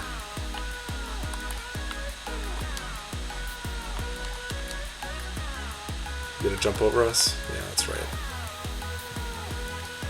The Game Gear did like batteries, there's no doubt about that. The Game Gear really liked batteries. 6 double A's at a time, too. Wanted to buy a Sega Genesis, but after seeing the price, I think I'm fine. Yeah, it's really hard. I don't think I would ever probably at this point buy a Genesis. There's not any Genesis games that I really, really love because I didn't have one growing up. I got to play some Genesis games at friends' houses and stuff once in a while, but I don't really feel that attached to any of the games, and so I don't think I would buy one. But Super Nintendo I definitely would. It's my favorite generation, favorite console. And yeah, I can emulate, but I would rather run on actual system once in a while. I think that'd be fun, especially since I do have cartridges. And a lot of my games aren't even the most expensive games. Secret of Mana is affordable. Illusion of Gaia is affordable. I don't really care about Earthbound. I can get a V1 Zelda no Densetsu for $50 or less. That's nothing. So I'm gonna have to pick one of those up pretty soon before they go up even further in price. The other thing I need to do is I really need to get a Toe Jam and Earl and James Pond or Fond Childhood Memories. Yeah, I have seen some Toe Jam and Earl, and that is a good game. Which one? The first one or Panic on Funkatron? I mean, they both have their merits, is my understanding. But They're I've seen the very first one. different games. They are. The other thing I need to do is before it gets too long in the tooth is they finally have things to replace the CD drive in the Sega Saturn with a SD card, and I need to get one of those before they become too scarce because I have 2 Sega Saturns and I'm terrified that the CD drive is going to go out on them because it's starting to happen to all those consoles.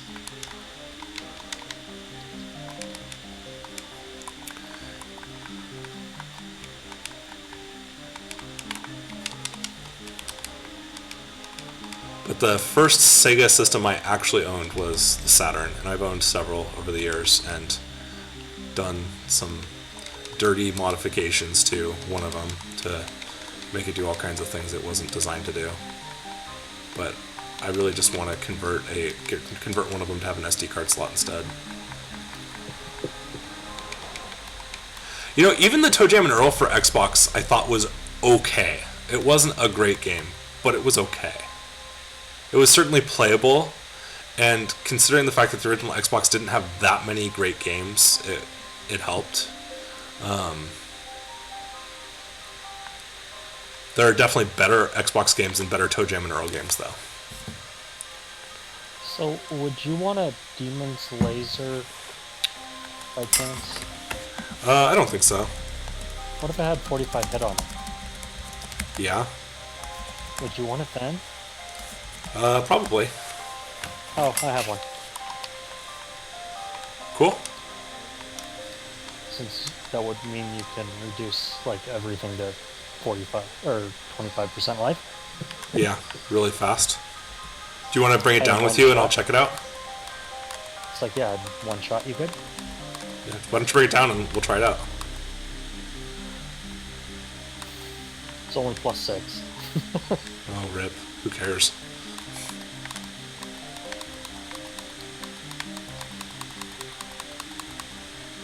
It'll be pointless for my...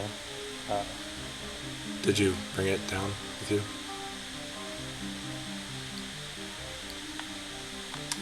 Alright, let's try this bad boy out.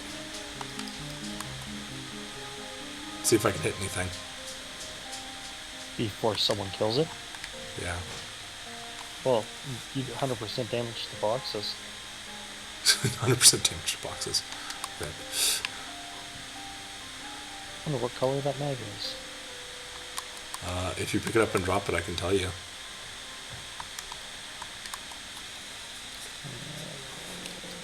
I'll go down. It's black. It's not a bad one to have.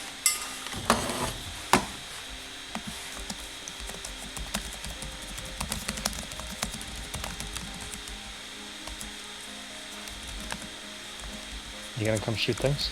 Yeah.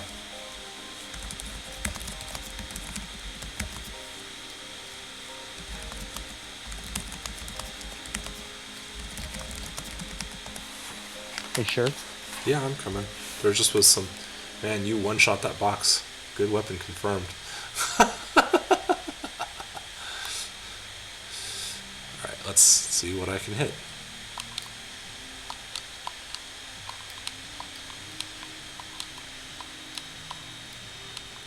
Not a lot. The answer is I can't hit a lot.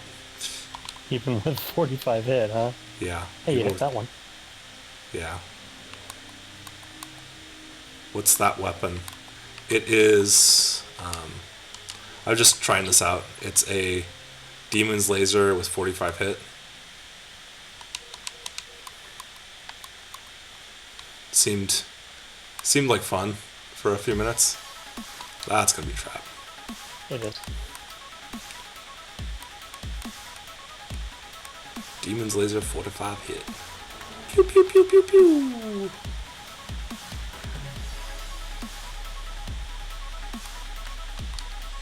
Perfect weapon for shooting boxes. It's also a good weapon if you actually hit something. Yeah. You hit one. I know, I hit multiple.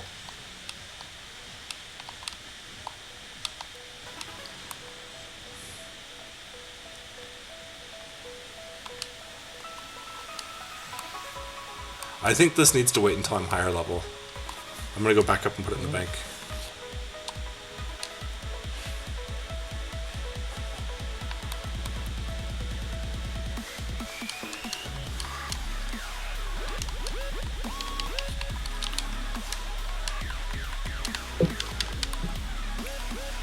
Alright, we're back out of the caves. I'm putting the Fruiser back in my inventory for a little bit so I can go pew pew pew with mech guns.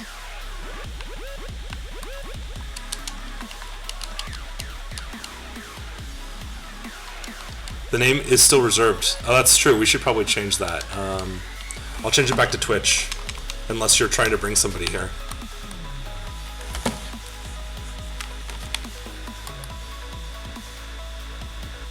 Okay, I'm gonna change it to Twitch. Thank you for the reminder.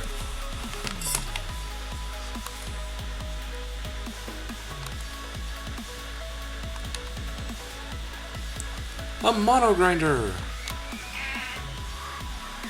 Someone did not sound impressed by that. Yeah. The turkey cat is not thinking very highly of... Yeah, that's all trash for me.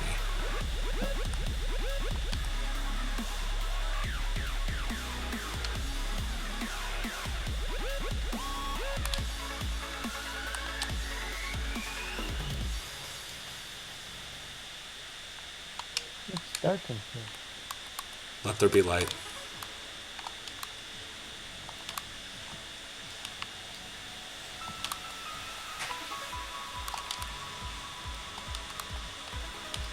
What am I doing with this?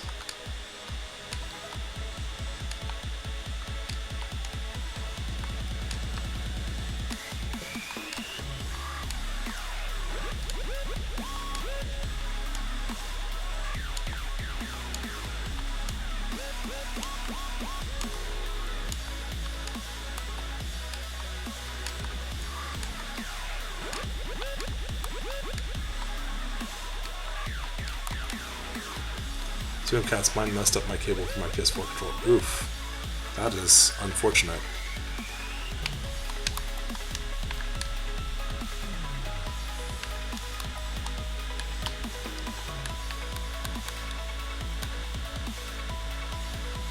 Is it, does the PS4 controller just use like a standard micro USB at least?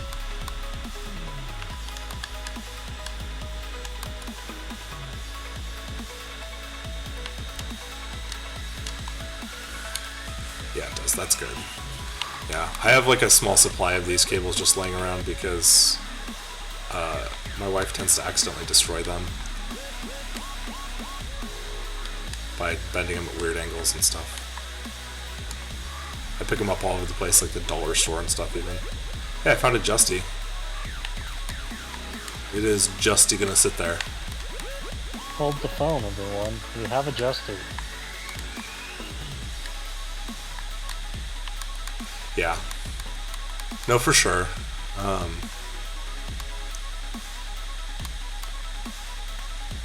There's never enough of those cables. I just can't wait till everything goes to USB-C and we don't have micro USB at all anymore, though, because USB-C is so much nicer than micro USB, I feel like.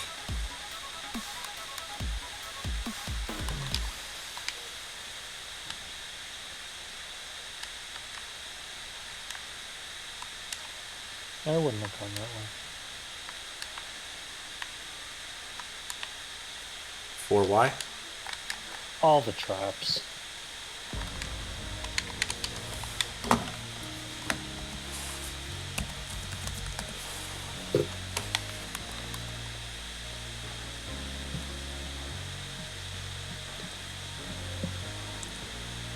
Rawr. Man, up to 6 viewers right now? Nice. Definitely is. It just sucks we have to change the standard every 46 years. Yeah, you know, like, I mean, it's kind of crazy to think just how many years the parallel port... Okay, and I just caught a dead. How many years the parallel port and the serial port, like the original serial port, the DB9 and what was it, DB25, Like how many years those were legit on computers. DB9, that doesn't sound right. Is that what it was? In any case, it's amazing how many years those ports were on the back of computers without needing to change, and then now we've got... I mean, I guess USB is like, what, a 25-year-old standard now at this point. Something like that. 20 years at least. But probably more like 25. I mean, I think Windows 95 was out when USB came out. So... I mean, some people were definitely still using 95 when USB came out, I know that. I can't remember if my 98 computer had USB, though. I think it was in 95, yeah. I don't really remember my Windows 98 computer having a USB port, but I do remember using serial devices on my Windows 98 computer. Yeah. Had a couple of those. Had this handy little device for plugging PlayStation 1 memory cards in and uploading saves to and from the computer. And here I am trying to remember how I had my tape backup drive connected. Yeah. I built my first computer, and I want to say like...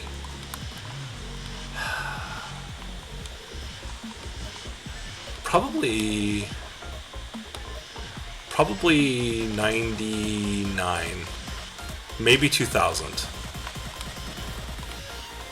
But I had my own personal computer before that, and we actually, at our house, I want to say we got our first computer in 87. The family computers when we got it in 87. So I was definitely an early adopter of computers. Had them for many years before anyone else in the neighborhood did. My dad worked for a computer distribution company called Infomax that was bought by one called Computerland in the 90s. And they specialized in Apple hardware, but they did have PC stuff also. I remember we had this 8086 PC that ran DOS. It had two 5 1/4 drives, and it was this huge deal when what we did is we went and got, my dad took it into work for like a week, and they took out one of the 5 1/4 floppy drives, so it only had one, and instead put in an 8 megabyte, not gigabyte, 8 megabyte hard drive. So that you could run stuff without having the computer plugged in, or without having a disk plugged in. It was pretty amazing. The screen was probably all of 6 or 7 inches. And yeah. Born in 93, so way too young, though. I did have a Commodore 64. Yeah, Commodore 64s have a reputation for being amazing computers. I never had one myself, so I don't really know a whole lot about them. But they have that reputation of doing some really cool things that PCs at the time couldn't do.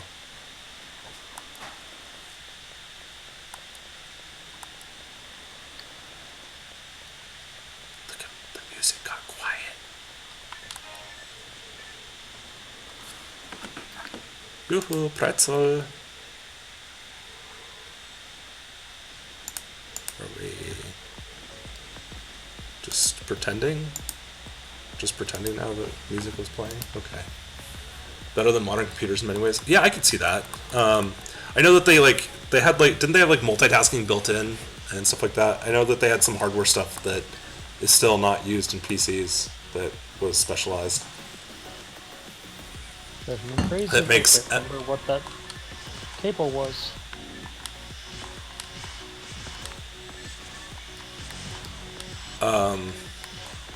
Was it SCSI? Yes. Yes, good old SCSI drives. They were the speed back then, though. Yeah. You know, the reason that it was faster than modern Windows is because modern Windows is like, oh, you have a good computer, or we're at least going to assume you do, or if you don't, it's going to run awful so that you want to buy a modern computer.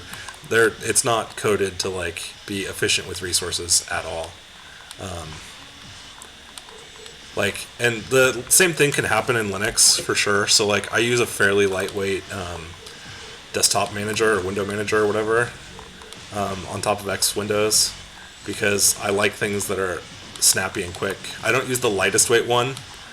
There are several that are lighter weight than I use, but I use one that's got not a lot of frills. I don't really want a lot of pretty graphics and stuff. I'd rather just get out of my way and let me do what I want.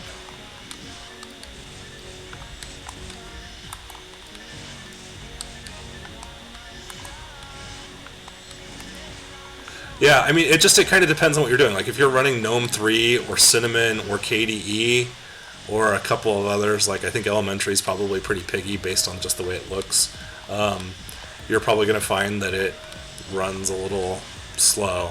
I personally run Mate, which runs on GNOME 3, but it's much lighter weight than Cinnamon or GNOME 3 itself is, and it's just based on GNOME 2, just modernized a little bit.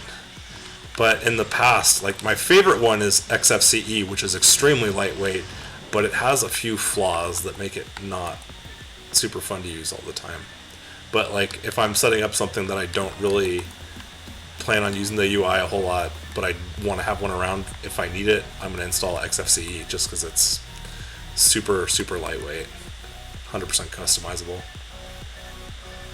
But yeah, if you are talking about like Plasma Desktop on KDE or whatever they call it on GNOME now, blah. Mint installed, haven't bothered to try the whole these billion flavors of. Yeah, if you're looking for something, I think Mint uses Cinnamon by default, or GNOME 3 by default with Cinnamon as an option. Cinnamon and Mate both came out of the Mint community, but Mate definitely is not as resource hungry as some of the other options. I think it's Cinnamon, at least on your install. Yeah, Cinnamon is one of the default ones. They're the ones that kind of invented it to a degree. It's pretty good. It looks nice. It's supposed to act a lot like GNOME 2 did, is my understanding, while still like having a lot of the flash that GNOME 3 provides access to, whereas I use XFCE for general desktop use. Yeah, I did that for years and years too. I primarily use a laptop, and there were certain things that didn't play super nicely with like the volume buttons and stuff like that. Sometimes didn't work super nicely on a lot of my hardware. So the first version of Linux that I spent very much time with was an earlier version of Ubuntu that came with GNOME 2, and so GNOME 2 is kind of my Linux home, and so I switched back to Mate just because it's basically GNOME 2.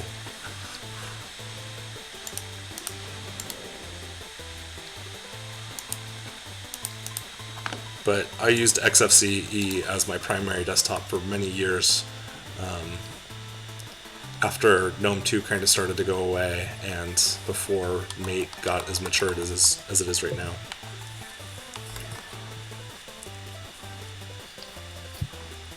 Yeah, I think you probably are right, Emma. Like, I think we need to get away from trying to make everything as pretty as possible is part of it. Like, there's not really any reason why the user interface for your general operating system should need a graphics card like a GPU to really do very much. You could probably very easily have almost the entire desktop constructed out of vector art, and like, sure, it wouldn't look all 3D and stuff like that, but you could probably have some stuff that required very little actual storage, very little actual memory to house and stuff like that, and still look pretty good. But like all this transparency and stuff like that needs to go away. I mean, I remember in Windows, I can't remember if it was Vista or 7, where they introduced this little thing that like hardly anyone knows about, where you can like grab the top of a window and with your mouse and then shake it, and it makes everything else minimize or makes everything else come back. And that's annoying. Yeah, but like, it's just little stuff like that like, why is that even a thing? No one wants that, and it's like taking up resources to just like watch for that hook. I've never met anyone that's ever done it intentionally and I've never met anyone that's done it unintentionally and been like, oh, that's cool, or I like that. So I remember the first time it happened. we had a Microsoft rep come into one of my college classes when I was doing computer science, who like was showcasing it like it was the coolest thing ever. Yeah, first time it happened, I was at work. Oh, I've got a text message. No, I don't. I have Reddit telling me that it wants me to come talk to them. No thanks. I don't really need to go browse Reddit right now, thanks.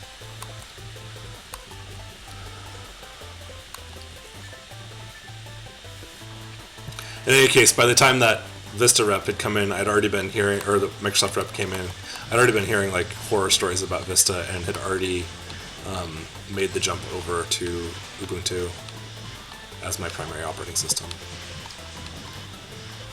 I was still in the early days of my Linux usage, but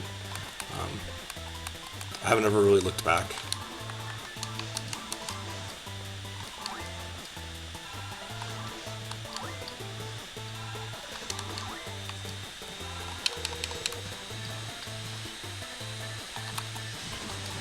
Just a simple change like having actual specs and documentation on graphics card would go a long way. I like how Intel standardized the CPU with x86-64.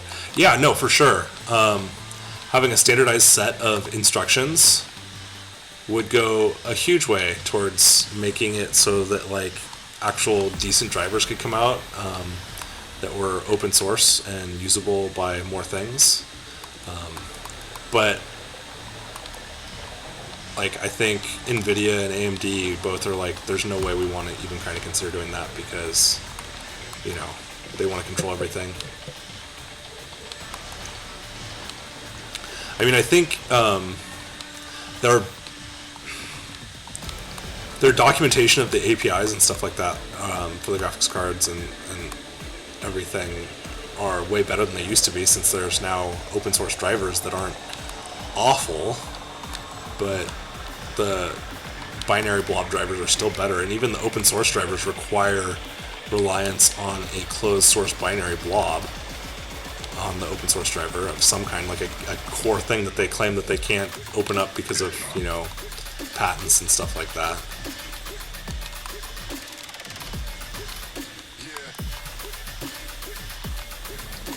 If college was totally free and I didn't ever have to worry about money, I think I probably would have kept just taking classes forever before becoming a teacher.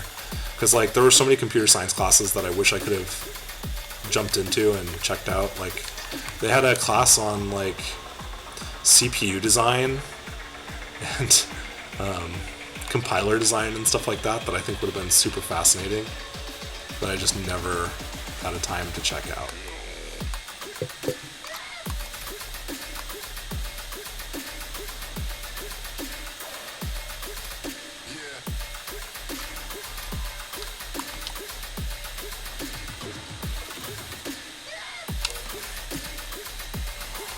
Man, the timing on you throwing that Disca, it looked like you knocked Gladiator down with it.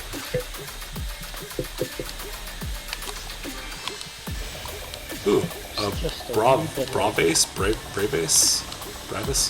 The fact that we have to have driver bloat because one of the many parts of my computer is a black box. Yeah, no, and you know, the first time I ever became super annoyed with drivers was, I used to have in my desktop computer back when I actually ran one of those, and I don't anymore. I wouldn't mind having one again at some point, now that I actually have some space for things like that.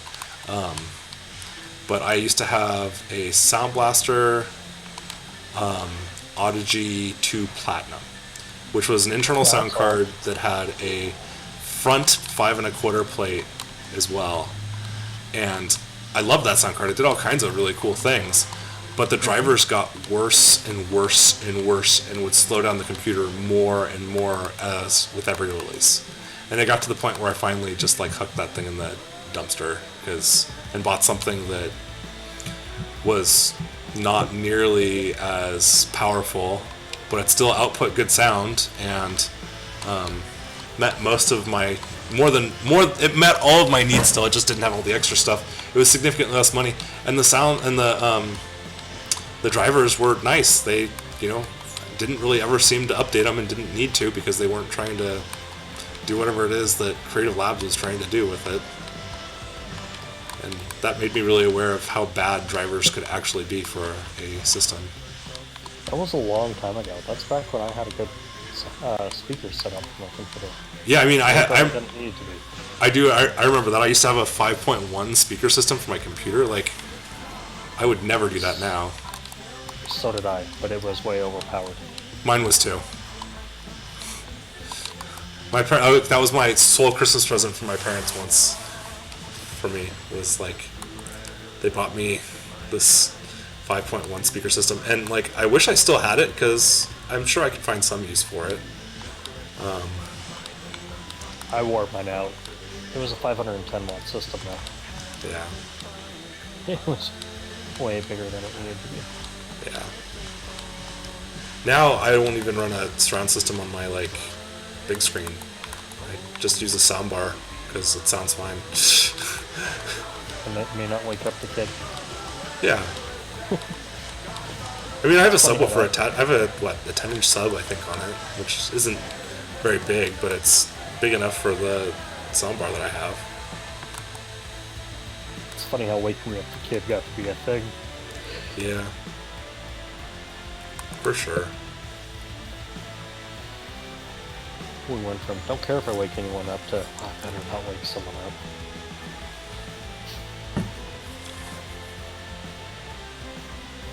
You know, my work Dell laptop and all the Dell laptops at my school have that exact same problem. And sometimes you'll select what it is, and it doesn't actually switch, and then you have to go into the settings and switch it, and you're just like, what is this ridiculousness? But at the same time, like, sound drivers are complicated everywhere. Like, I have issues with my sound driver occasionally on Linux, but mostly because I'm doing some kind of non-basic stuff. Like, I have something called a null stream in Pulse Audio, where I can send audio to the null stream, and it doesn't come out of any speakers or anything. And then I also have a combined stream that will combine my normal audio stream, whatever that is, happens to be at the time for what I want, as well as the null stream, so it will play whatever goes into either one of those streams. And then, or rather, anything I send to it goes to both streams, and then like OBS, which I use for streaming, is, God, I'm saying the word stream a lot, but in different contexts. But what I use for Twitch streaming connects just to the null stream, so I can send things to the stream, to my Twitch stream, or not to my Twitch stream, and like hear things like that. But occasionally, like I would say every couple of days, it gets totally confused and ends up like thinking the only audio stream I have is the null stream, and then I basically have to reset the whole computer. Was that intentional? Do you think it was? No. Yeah, it's a super cool thing. Like, I definitely enjoy the flexibility Pulse Audio gives me. One downside of this computer, though, is for some reason it will not output audio through the HDMI port on with Pulse Audio on my particular laptop. So it's a good thing I don't really care about having audio out, I guess. I am just using my TV here as a monitor instead of as a TV.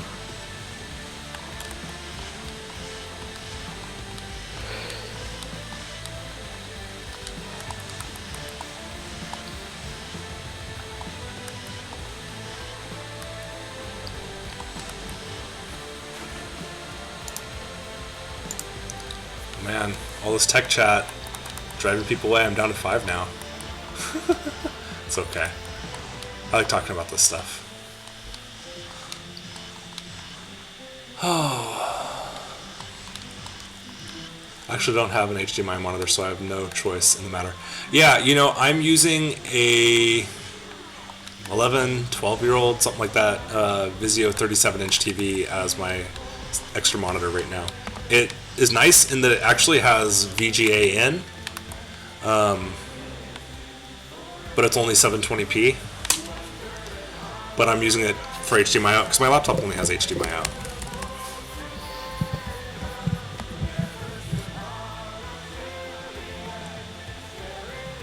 I don't think I own any monitors that are HDMI besides like the other two TVs in the house. Like, I was a little sad when they stopped putting VGA on TVs, but I understand why.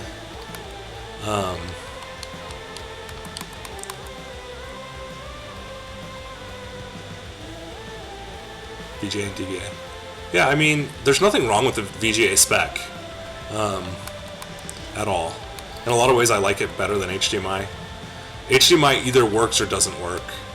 In VGA, there are varying degrees of working, and that can be a good thing.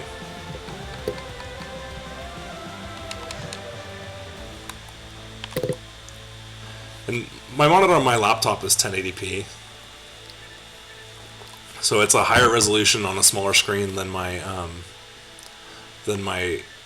TV that I'm actually playing on. But TV that I'm actually playing on, you know, it's nice to have a nice big screen like that over there. It's right next to me.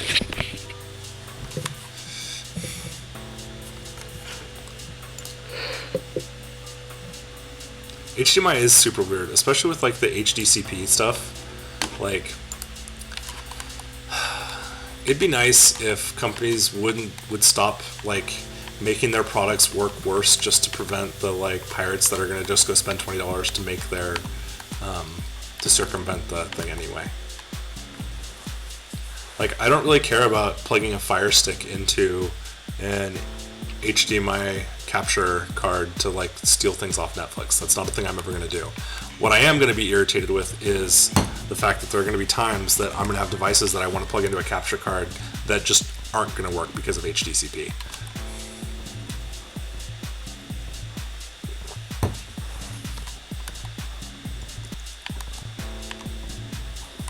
I guess I can just put that out instead, because that's really what I'm going to be using anyway.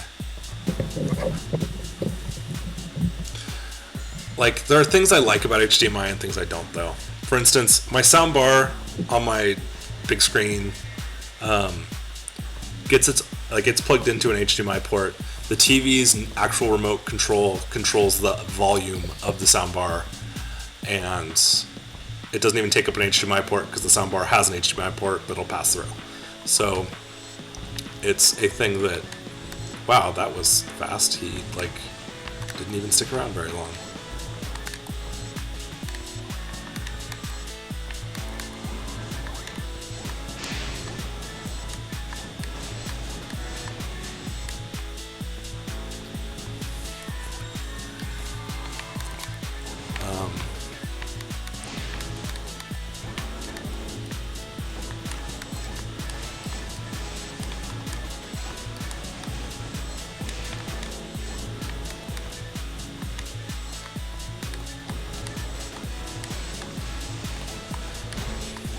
Wow, I just got one-shotted. That's cute.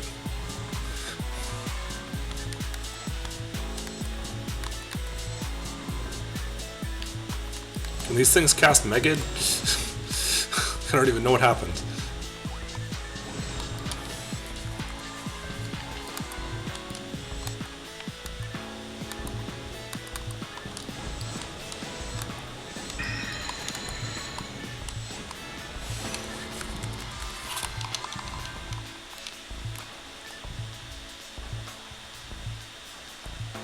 I think I gotta donate in on that one. I'm not entirely sure that was intentional. Yeah, I'm not entirely sure either, but whatever.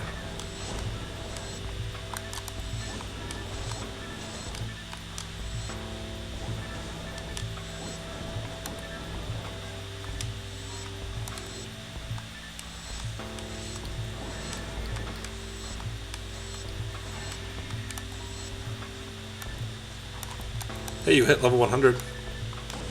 I did.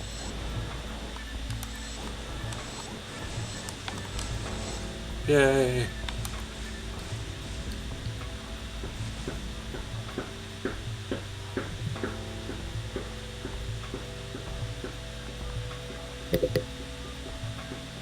any photon blast intention? Occasionally. Like, we've done some where like you intentionally do Mila and Eula and make it high level. And occasionally, like, you can do a fair amount of damage with one of the, like, photon blasts, but... And I managed to one-shot myself fighting Fowls one time with a photon blast when he had my soul. That was kind of amusing.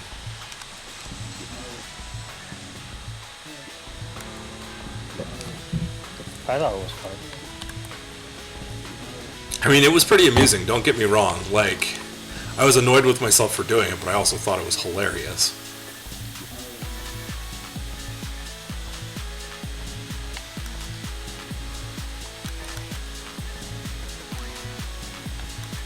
So what did he drop for me? He dropped a monomate! Get there. Man, I even got a mono grinder.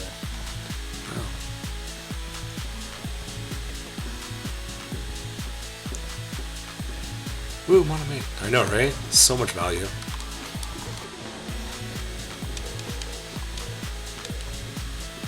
Time to go deposit some stuff in the bank. Then we'll head down to rooms.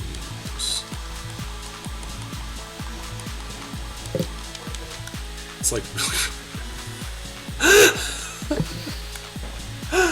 Wolfcone is raiding with a party of 12! Whoa! Hey Wolfcone! Hey party of 12! Nice to see you all! Woohoo! How is everyone? We're about to jump into Ultimate Mines. No, runes, not mines. We just did mines. Haha. I can speak. Thanks for the raid, everyone. Good to see those of you. Feel free to follow if you would like to. I'm about to get myself absolutely nuked. So there's 12 more people and I can scare away with tech talk. Heck yeah! Let's dive into a absolute discussion of the, you know, like, best way to compile the Linux kernel. I actually don't know. I haven't ever compiled the Linux kernel and haven't read about it since, like, the mid-90s. Opt out. Opt out. You don't want to hear about this. Yeah, I don't actually, like... I remember back in the 90s, like, compiling the Linux kernel yourself was actually a thing to do to try and optimize the fact that computers have, like, 4 megabytes of RAM. But I've never actually done it myself. Quiet crowd, they're shy. Yeah, you know, that's okay. If you feel like talking... You're talking about kernels. Yeah.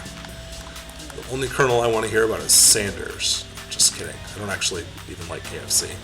Because, you know, I don't like fried chicken. They probably use a 16 megabyte file with CMake.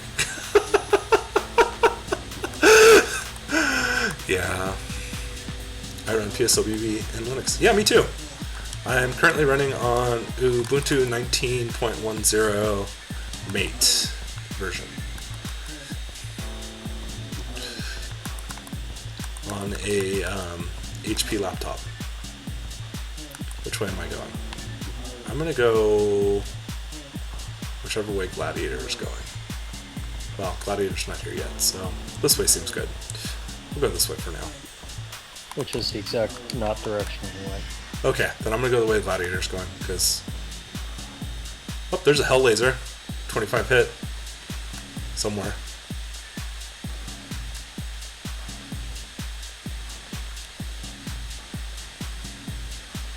It's not in here. Oh, are we all going this way now? Okay. Well, I'm gonna go back and find that Hell Laser with hit, because I plan on giving that to a new player. I haven't fired the gun yet. No, you are fired. Why am I fired? I'm gonna go this way. Just kidding, I'm not. I dropped in the first room? Okay, cool. I'm gonna go pick it up, because why not? There we go. That'll be good to give to a new ranger.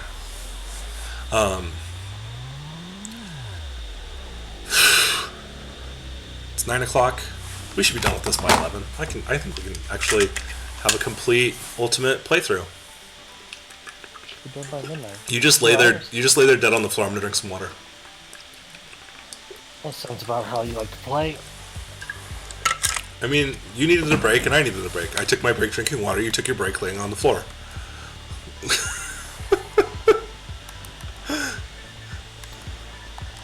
gonna start trying to kill hardcore players on your stream now. I would really rather you didn't do that. It'll draw an audience. I mean, it would, but not like a very nice one. Hardcore players die. Only when they say something really funny right before they die. Like, but I die for real. Or, see you later, guys. Or something like that. I've seen both of those. So who would like to see hardcore? Think you can take on fouls? I'm pretty sure Gladiator is going to absolutely just like carry us through fouls, to be honest. Or will you kill your own soul? I will not kill my own soul, and Gladiator is experienced enough not to kill us unless he wants to resurrect us. So, you know, well, that's the thing. it won't be like that match the other day where I'll do it anyway. I mean, you will. It's okay. It might be the fastest way. But I really would like some experience from killing it, and that'd be sad if it didn't. But I'll do my best to not be totally useless during that fight. I definitely will not kill my own soul, but there will be nothing stopping other people from killing me for me. Including Foul's just killing me because he can. Hey, Del Sabers are vanilla. That's kind of disappointing.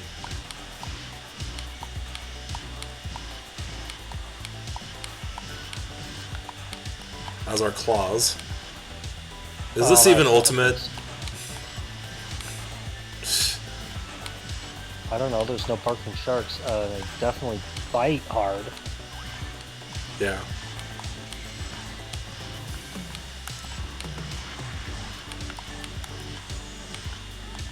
There's the barking sharks. Same sound effect, different looking enemy.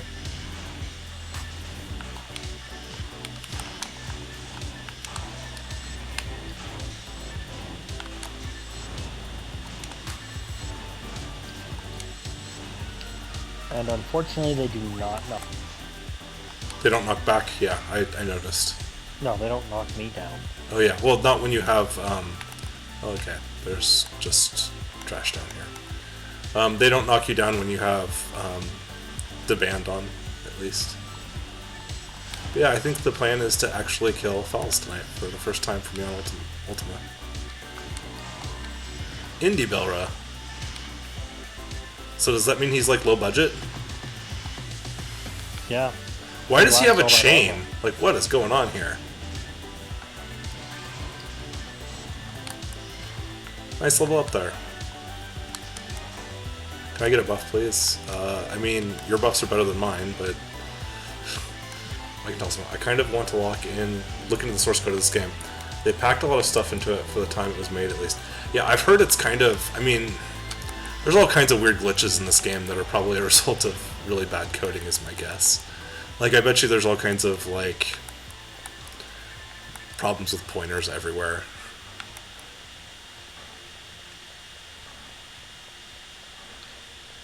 But I have no idea what language this is even coded in. I mean, I assume it's, Blueburst is based on the original Xbox, or the Xbox original version, the version 3, episode 1 and 2.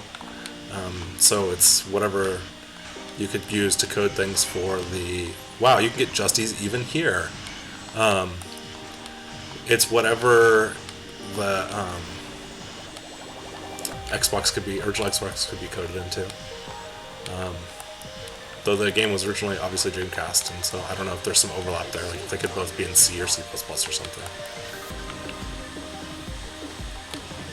I wouldn't say the coding was bad, it was just coded to an arbitrary deadline some bean counter came up with that doesn't know what they're talking about.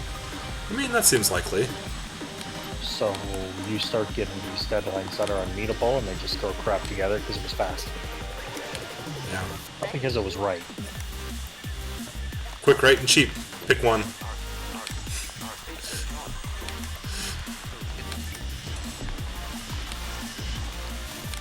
You can never get all three. You can rarely get two. Yeah, like you're lucky if you get two. Well, quick and cheap can happen. Yeah. When it comes to coding.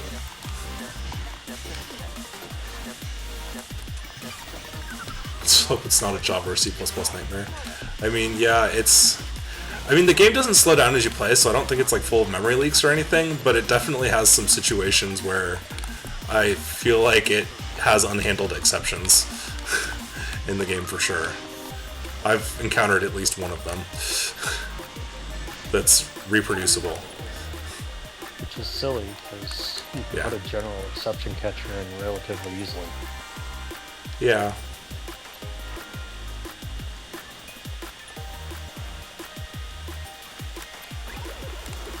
Ready when you are.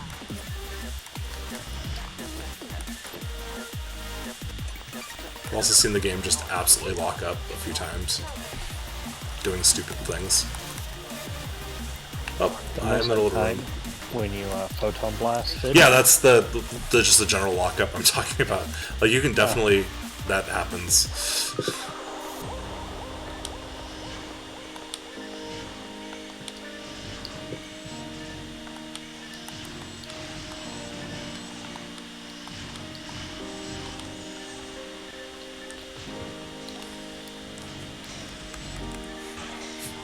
I mean, usually there are better ways to handle errors for sure. Like, for instance, not letting like I don't know. Like, there are better ways to handle exception or handle errors for sure. Like sanitizing all inputs, things like that. You know, like basically not letting your code get to a state where something could throw an exception because you sanitize everything. Seems like a good idea. I found a crossbow. Especially like since this game predates like threading, you know, like there's not even that much reason for things to be. Okay, so I feel like Gladiator knows where Gladiator is going, and we don't. So I'm gonna go. Oh nope, Gladiator's coming this way. Okay. Ready when you are.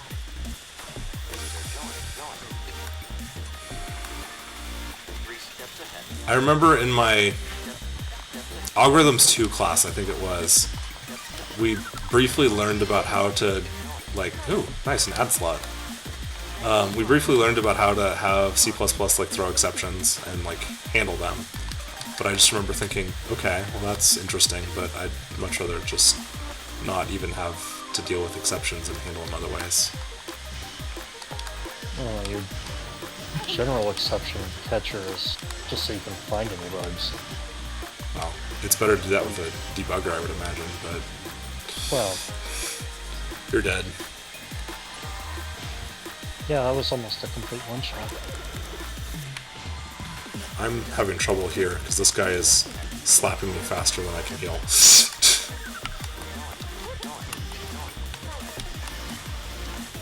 I don't ever code anything that anybody else ever has to like interact with though, so it's nice. I don't really Yeah. care that much about tracking down bugs anymore. But then when I took my Algorithms 3 class, that class was like super, like, yeah, you're gonna deal with only reproducing known algorithms, and we're not gonna ever talk about anything else. Like, my Algorithms 2 class was all about data structures, and he had us do every data structure by having it be a requirement in the steps of making some kind of game or simulation, and that was a super cool, fun class. And then Algorithms 3 was just like, okay, now you're going to code a red-black tree. Now you're going to code this. Now you're going to code that.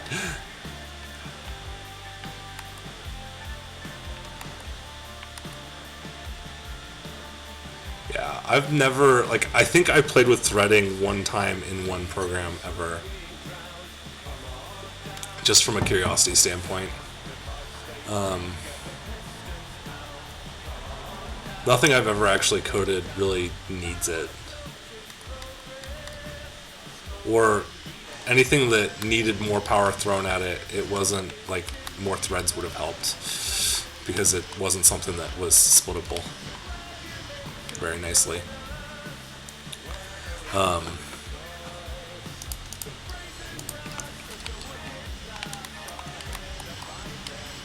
The worst thing I ever did though, one time I was doing a number theory problem, or working on a number theory problem on my computer. Yeah, no, I could see that. I was working on a number theory problem in any case, and I needed to deal with a lot of prime numbers. And it seemed like the best way to do that was to use a sieve to generate a bunch of prime numbers. Because I didn't want to rely on having to read in an existing list. I wanted it to be a wholly self-contained program, not require like a file read-in for some reason. I don't know. In any case, I created the sieve that then like would crash at runtime anytime I tried to run it. And the reason why is because I wasn't paying attention when I quick mathed it in my head and had it try and tried to allocate 16 terabytes of memory. And my computer said no, very forcibly. And it turns out I didn't actually need that many, obviously, because I solved it other ways. But yeah, trying to allocate 16 terabytes of memory all at once was not really a very good thing for my program to do. Well, maybe you should add the memory in the computer.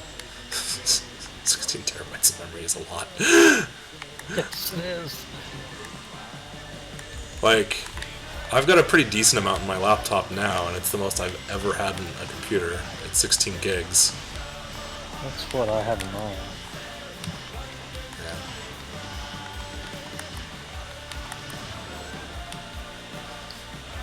But even still, like, I've never actually coded anything that would even need that either.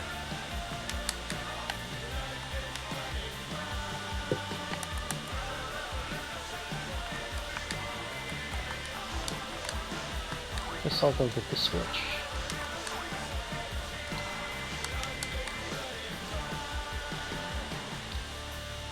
Yeah, I mean, that totally makes sense. So, like, how I was doing it is, like, especially since I was trying to do an analysis of different ways you could do... Uh-oh, did I lose my connection?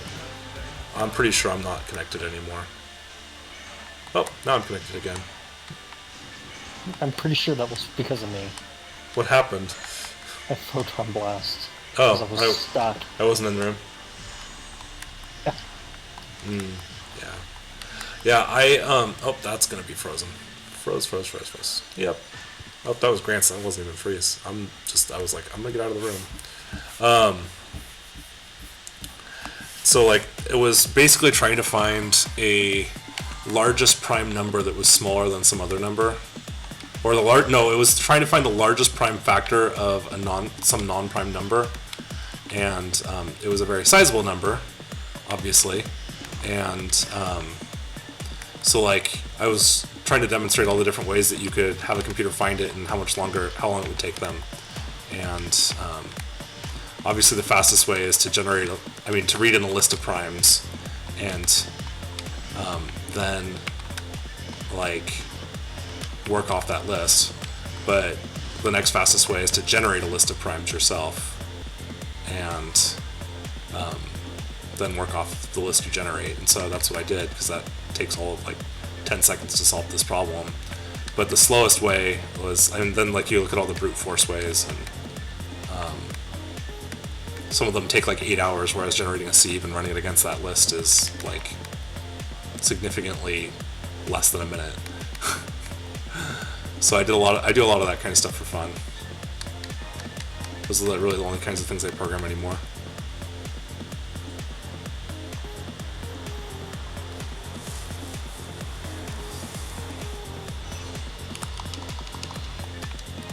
Donated.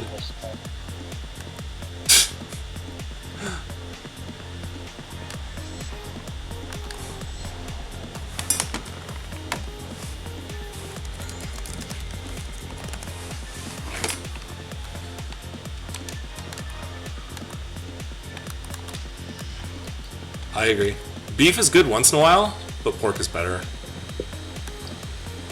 Runes too. Runes too.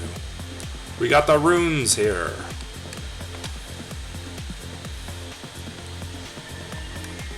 The first times, like the first program I ever did was in something called Basic A back in probably '89.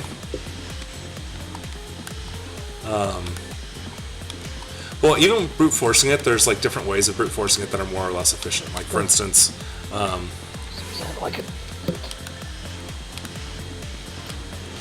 like there are ways to like limit the amount of things you have to search and stuff like that. So there's ways you can efficient it up and make it not take very long, even brute forcing. But the very first program I ever did was in Basic A with my dad in like '89. But the first time I ever did much programming on my own was Borland Turbo C++ 4.5 for DOS. And it was back before C99 was a thing. And so it definitely had some stuff that like is not in standard C++ now. And it had some stuff that is only usable in DOS, C++ that's not compatible to other, it's like not portable at all. But then it also had some other weird things like everything had to be included as .h files, even though it used the brackets instead of quotes. It was before there was a string type in C++, so like it only had C strings, and that was pretty painful. Some of that kind of stuff.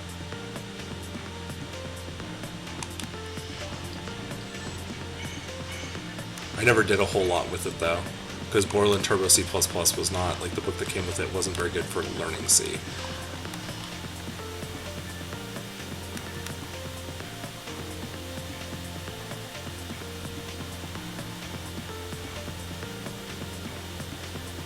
And then Algorithms 1, I taught myself, was it C99 added foo index as a pointer dereference?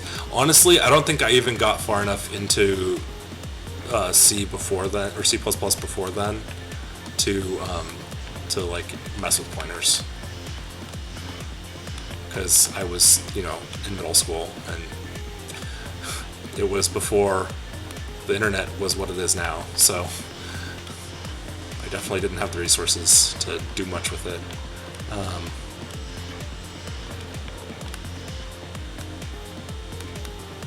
But it was good times. In Algorithms 1, I taught myself object-oriented programming, like way before like we were supposed to ever learn how to do that. That was like an Algorithms 2 kind of thing at the college I was at. That was always fun.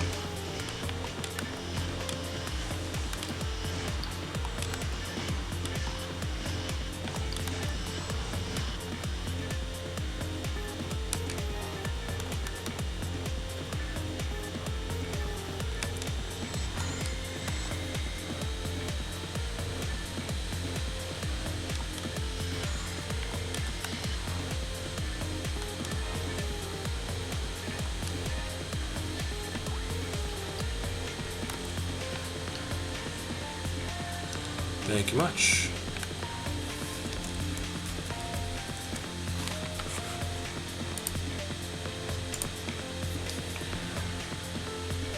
Remember the days when I was deep into the object-oriented programming rabbit hole. No, for sure. There are things that it's really good for and things that it's not. That's what it comes down to. I really like it from a design standpoint, though. Like, when I'm designing a program, I really love the idea of like separating everything into its own kind of object and dealing with it that way. And I love implementing some of the formal, like the way I've implemented formal data structures like red black tree and stuff. I've only ever done it object oriented, and that was super interesting. But there's other things, like there's other times where it's just like not worth bothering with.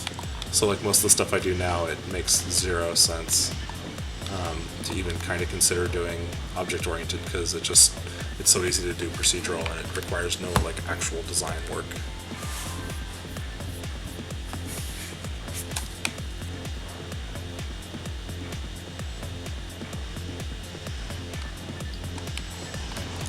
Like when I took Algorithms 2 and we were required to do everything object-oriented, like we were taught to have, like an input object that like read from the keyboard, and output object that output to the monitor, and it was like way overkill. Like just use an in stream and an out stream. It doesn't need to be its own object. You don't even need like an interface object really most of the time. And we were supposed to have an engine object, and then like objects for every different thing, and in our simulations, and it just was like, okay, some of that made a lot of sense from a like design standpoint, and some of it was like, this is a little overkill. And then when I had Algorithms 3, it was very much like you have to use these specific, you have to use these very specific classes. And you have to like upload these specific files. So like you have to put these specific things in these specific named files, and you'd upload it to their system, and it would run and automatically determine if, after compiling and running your program, if it did what it was supposed to do based on the output. And so, I don't know, I felt like while it was annoying having to do as much object-oriented in second semester as they wanted, I liked it from a design standpoint in general. And then in third semester, I felt like the designed requirements were super restricting. Yeah. I literally already came in here once. Where am I going? I don't know. But wherever you're going, I apparently am going to. Yeah, you know, there's reasons for abstraction. And like, I don't know. It has its uses. Nope, that's not the right way either. Okay. No, but where I am is. Yeah.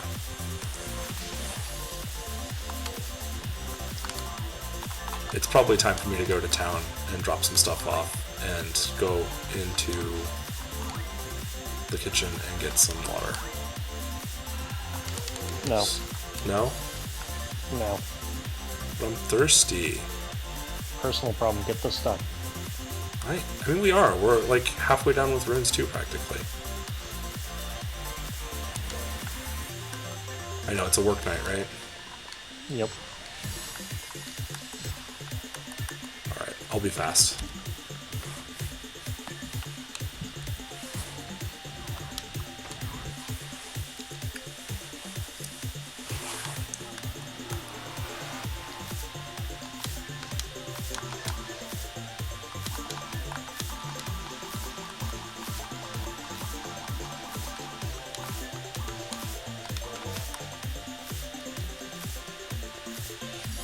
And roll it back in. Hmm? Everyone go back.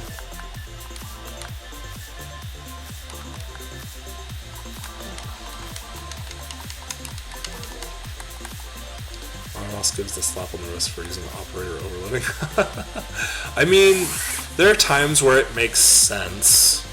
Like, if your object is primarily designed to hold a type of data and not do much processing on it itself, there are times where it might make sense to overload operators, but there's also times that operators get overloaded for no real good reason. Like if you're creating a class to hold numbers that are bigger than you can do with a long unsigned in C++, for instance, or 64-bit unsigned int. If you need something that'll hold more than that, you'd have to create a class for it to do it, potentially, or some other way of holding it. But if you did it as a class, it would make sense to overload operators so that you could use the normal operators on it. But that's really, like, I feel like the main use case. I will be right back. I'm gonna go fill up my water.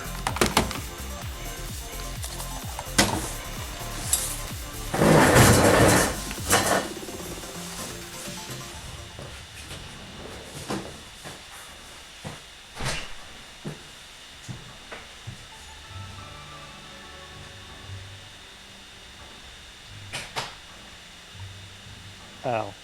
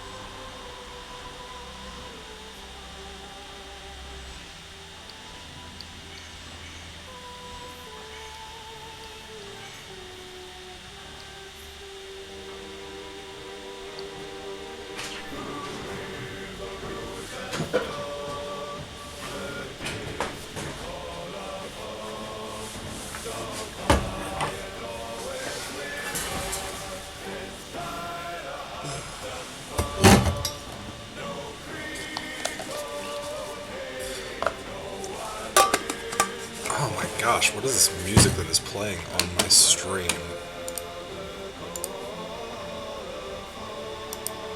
No. He doesn't really like C++ to begin with, so I get it. But I use it for vectors, sims, and indexing arrays. Yeah, I mean, C++ has its pros and cons. It has its uses, for sure. But I don't know, like, it's definitely my go-to because I'm so comfortable in it and I'm less likely to make mistakes in it because I'm more comfortable in it. But it's not always the best tool for the job, for sure.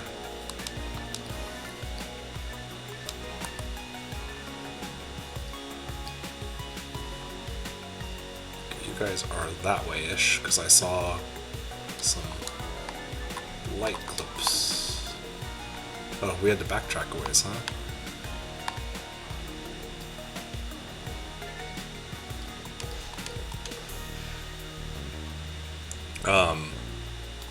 Yeah. How far away are you guys? Just keep walking. What do? We walk, walk, walk.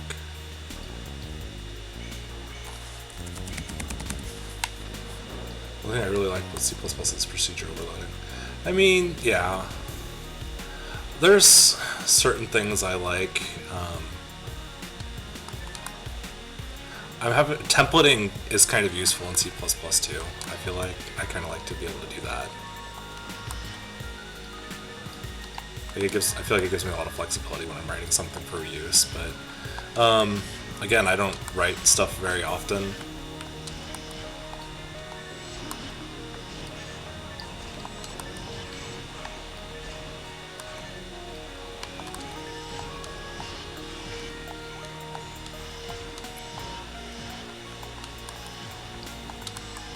I really like the syntax of C++, and I find streams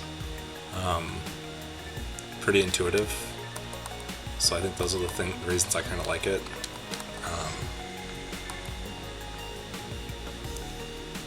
Templates are unnecessarily complex. Sometimes. They are sometimes unnecessarily complex. But they do allow you to do like more reusable data structures sometimes. Like if you're making a data structure you want to actually be able to use in multiple places, it can be nice. So you don't have to reinvent the wheel. I've only ever personally used them a few times again because I don't. Error messages are so bad with templates. That is true. Error messages with templates are very. I mean, the error messages in C++ already are sometimes a little bit arcane.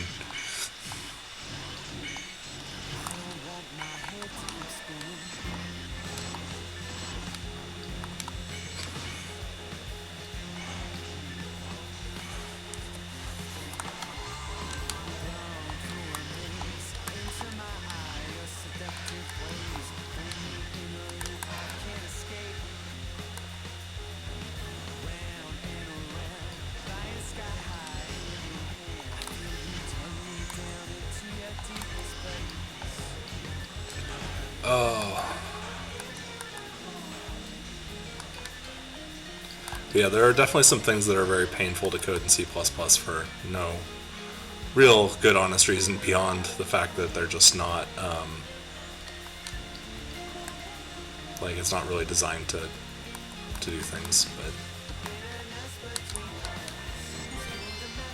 But Yeah, I found a Justy.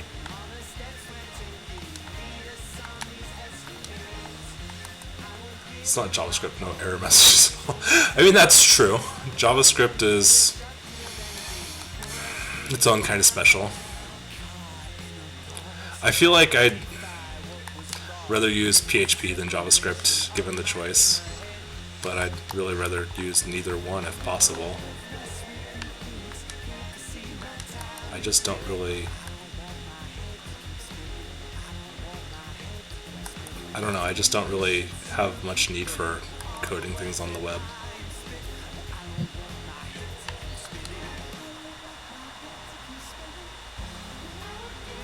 Play dumb HTML, right? I don't even most of the time want to mess with CSS, to be honest. I'd rather just not do any of it and not do any kind of interface for anything. I'd rather write something that at most accepts an input maybe and just spits out a number. Maybe not even to the screen, maybe just to a file or just to like an outstream of some kind. But again, most of what I use C++ for is solving complex math problems for fun. Just a tiling 90s style GIF in the background with red Helvetica font. That's my kind of website. Heck yeah, I miss Web 1.0 for sure. Like if I was gonna go code an HTML website, like right now, I would probably still use like some really archaic HTML tags that are still supported, but like aren't really like. My knowledge of HTML is so old. Like I'd be like, oh, I want this to be a big font. Let's call it H1. Or I want this to be bolded. We will make it be in a strong tag.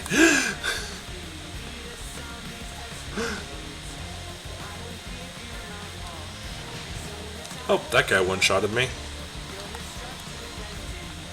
And now I'm back alive. Was that you? That was you. That was a good trap you laid. That was definitely not a trap. Yeah. It was supposed to be fantastic, though.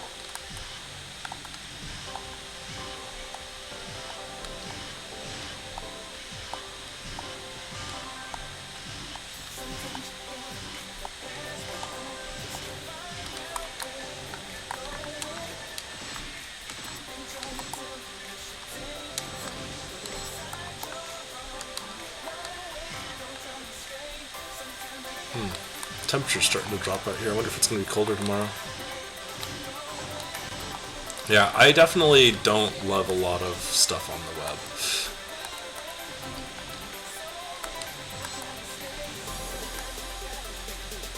Right?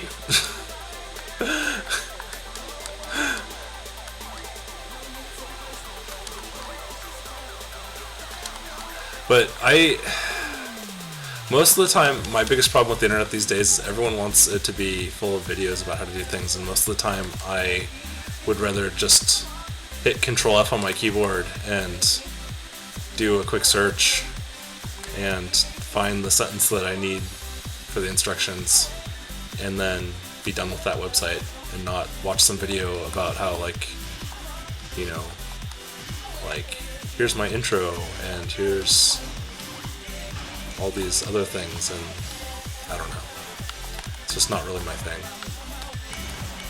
If I want to know how to do something, now if I'm watching something like entertainment-wise, that's all that's fine for me, but like when I want to know how to do something, I really just want to see some pictures and some text. Most problem-solved things like finding a document you need is still a problem. No, for sure. What's a document? I think it's a thing that contains all of your information for everyone on the internet to see, like your credit card number and social security number. Pretty sure that's already there. Yeah.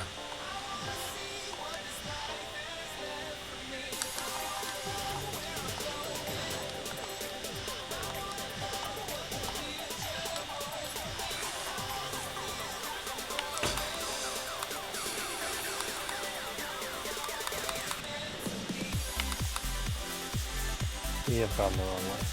Yes, we have. Documented a thing that contains Justin Bieber songs. No, wait, that would make it actually findable.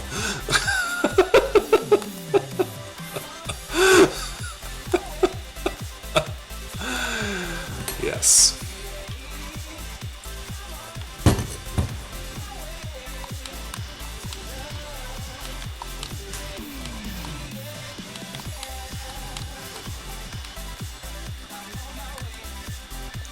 I personally find the website Pinterest to be the scourge of the internet. Because anything you want to search for, Pinterest has a document for it. But if you click on that link, it's not actually there. I mean, it's probably there somewhere, but you're never going to find it because it loads a little bit at a time and you can't Control F find it. You don't want to go this way. This way was a dead end. Yeah, I'm going towards where... Okay, which way do we go? I am so lost. Not the way the gladiators go. Yes, I see that. I see that you are red and you are going the right way. Or one of the right ways. There are multiple chances of right ways. We are almost to the end of this and ready to go on to Rings 3. Just picking stuff up. Yeah.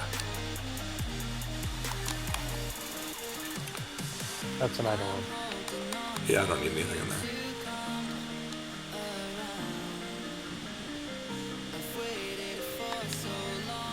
There's traps in here. Yeah, there always are. I'm stuck.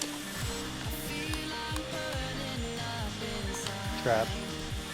Yeah, you said that a little late.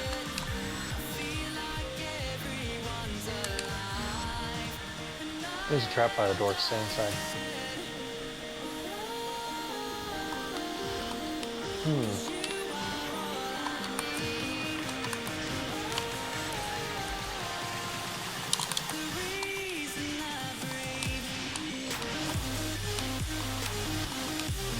just going to try and keep that Darkbringer as locked down as I can. I'm gonna try and make it as dead as I can.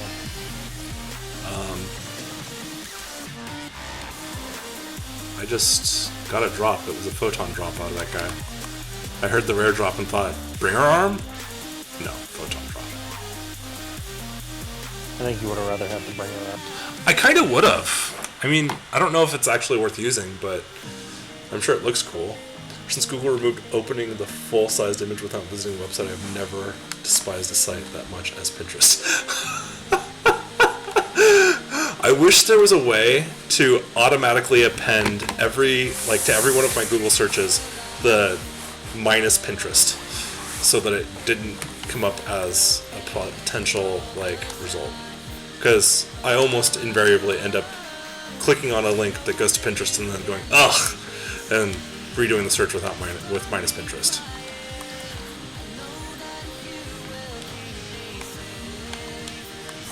This is going to be bad. This is bad. This is bad. This is bad. This is bad. This is bad. I mean, I used to use Pinterest to collect memes, like back when it was first around. And then I stopped.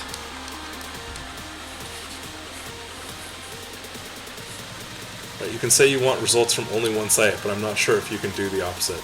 Well, if you type minus Pinterest in your search, it will literally not return any results that have Pinterest in them.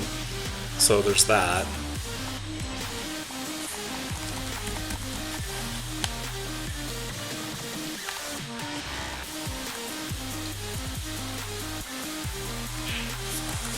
But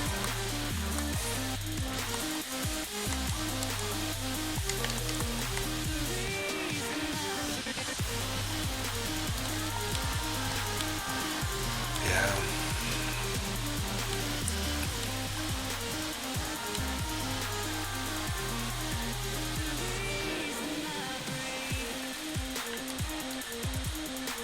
I think the internet might just be too successful for its own good.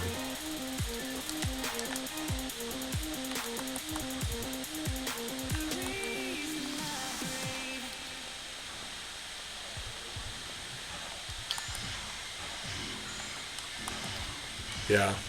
No, I know exactly what you mean. That's why I don't type it every time. I wish I could just like have it automatically appended to every one of my Google searches.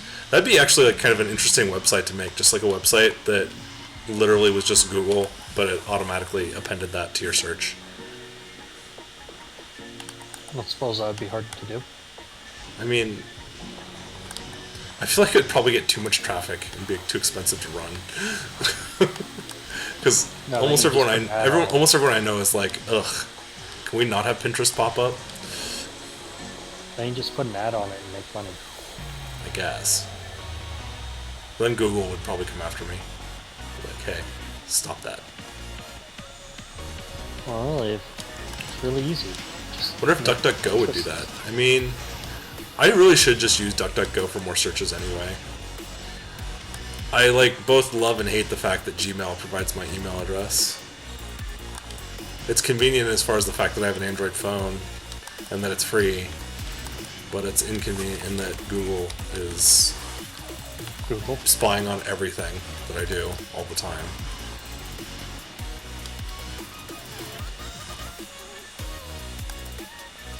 And I already pay for my own domain, so I guess I could just step up and actually pay for email hosting instead of like what I have right now, which is grandfathered in Google Apps for Business. I was one of the beta testers for it, so I get it for free. That's true. Occasionally, Google searches are better than DuckDuckGo.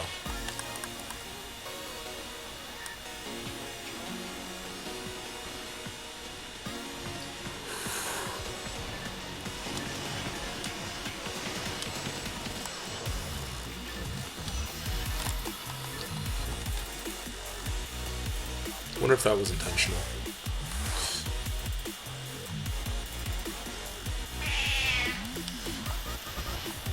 Yeah. Ow. Yeah, I mean, it would be annoying for me to deal with at this point because I would have to. That's fun. That's actually kind of cool. That's Yeah, look at actually that.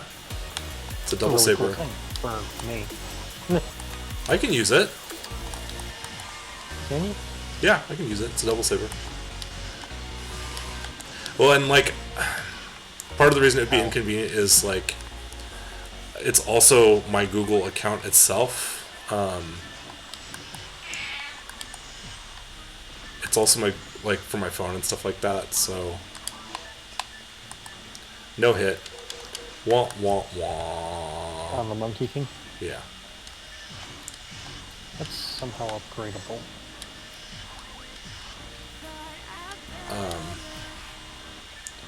But it's. Google is definitely not a great company. So many of the big internet companies are not good companies. Google's not a really very good company. Amazon's an awful company.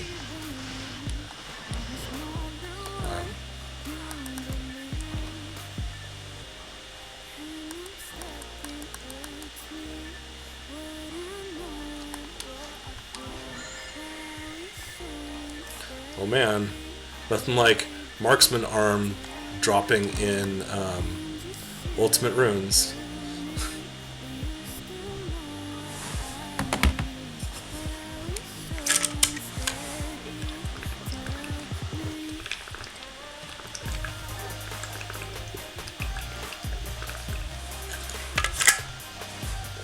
Pretty sure we need to go this way. You almost lost $500,000 due to Gmail? Oof. Yeah, I think that would make me want to stop using it.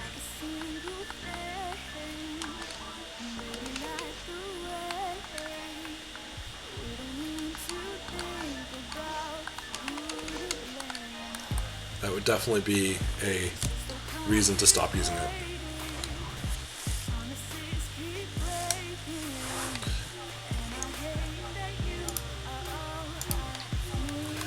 Like, $500,000 is a lot of money. Sounds like there's a story that we need. Like, I would be considering not using it anymore if I lost 1% of that much money because of Google. So, like, almost losing 100 times. That is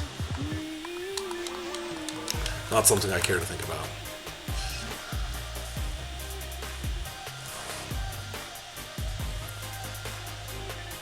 Can you pop up a fresh telepipe? Thank you.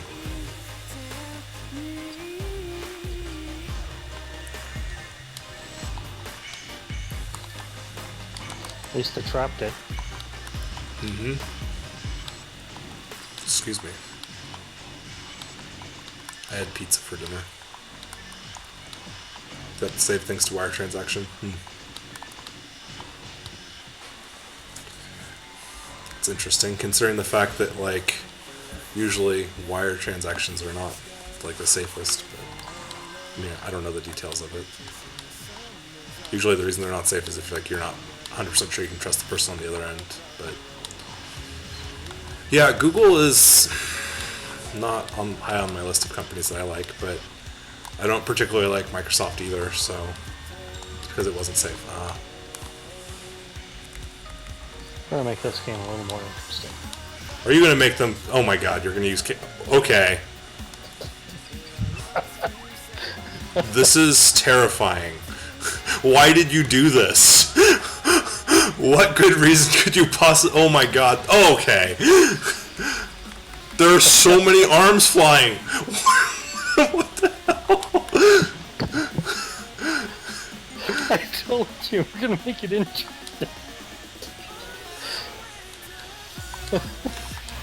Oh, that hurts. That was not a good idea. It was funny though. And actually, they kind of do that on their own. It seems like they don't have a different attack. Yeah, they're much more interested in throwing their arms than walking up and slapping you, apparently, in Ultimate. So maybe the confused wasn't so bad. They were shooting them randomly instead of at you. No, they were pretty much shooting them at me the whole time. Oh, I only confused one, I think, so. Well, that would do it. This is a dangerous thing I'm doing. Going by yourself? Well, that and it's a dark room. But no one else is... Or you're coming this way. But.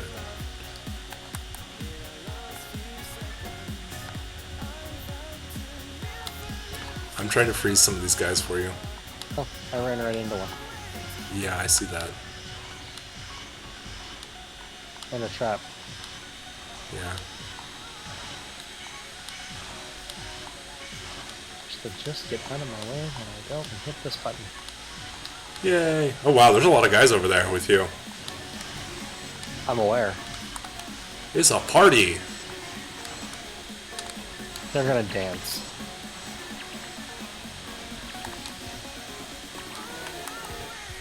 I really wish there was a way to turn off the camera automatically trying to go behind you. Like, I just want it to never change unless I tell it to change. Or actually stay right behind you, not somewhere in between. No. I don't even care about that. I'd rather it didn't. I'd rather it just only change when I tell it to.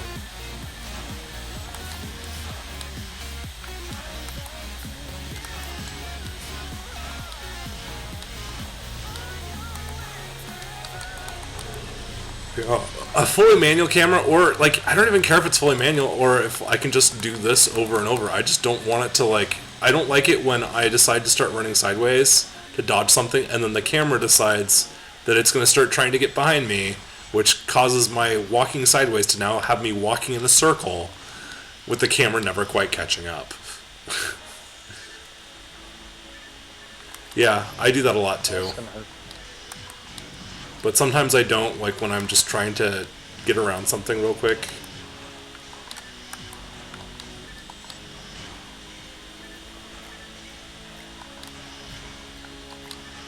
I'm out of those. What, mates? No, I actually have those. Freeze traps. Oh.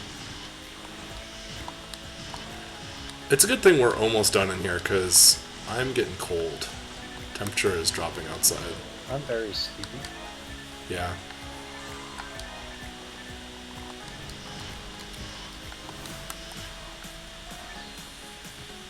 2 scape dolls in the same room. I guess it knows that I'm gonna die a lot on fouls. I should get some of those before fouls. Is this the wrong way? I feel like this is the wrong way. Well, that was interesting. Twice now, the confused traps have saved me from having a thing dropped on my head. Wow, that did 700 damage to me. There's more. Yeah. Not anymore. No one wanted to wait for me to clear them, so... Hey! I think we were going the rightish way. I mean, we found a different way, at least.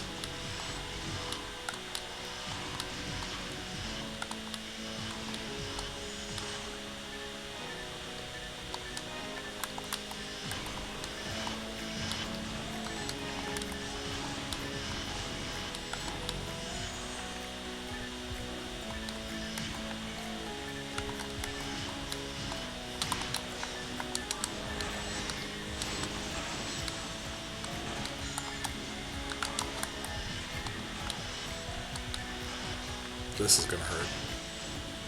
It's been quite cold in Seattle lately. 8 degrees Celsius. Yeah. That's definitely... 8 degrees Celsius, yeah, that's probably right around there. It gets that cold at night up here, where I live. I'm in California, but I live up in the... I live at about 2,500 elevation or so. We had a nice warm day at 54 degrees. Yeah, we've actually been unseasonably warm lately. It was 76 in Chico this week. On one day. Like, I think it was yesterday it was 76. I'm like, what is going on? That's also not a trap. Yeah. We got, like, almost no rain this year, too, so... Rip California. PG&E will have no problem burning it down this year.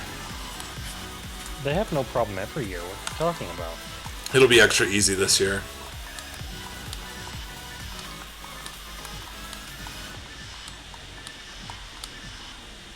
It's always easy for them. They just don't care. I mean, that's true. I mean, you'll just bail them out and pay for it. And Yeah. I don't think, Gladiator, that's going to be the wrong way.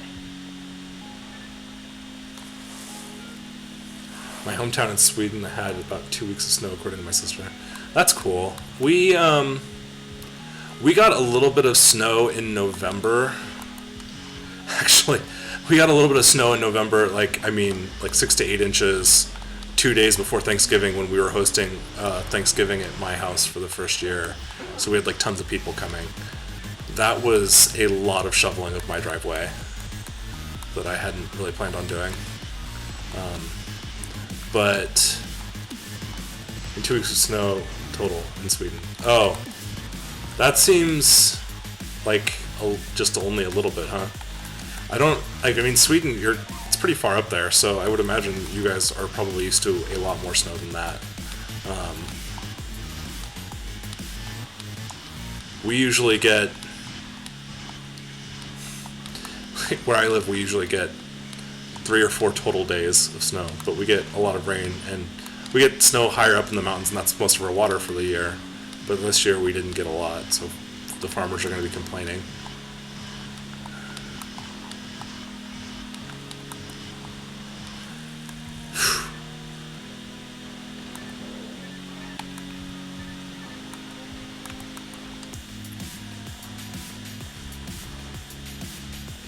Michigan is basically Sweden plus plus when it comes to climate. That's funny. Ouch. I've only ever been to Michigan like once. And it was just because like we were nearby and we went so that we could say that we stepped foot in Michigan.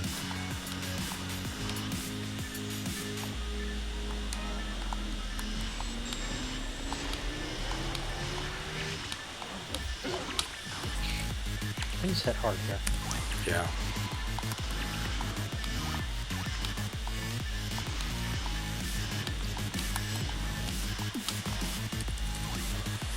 Red.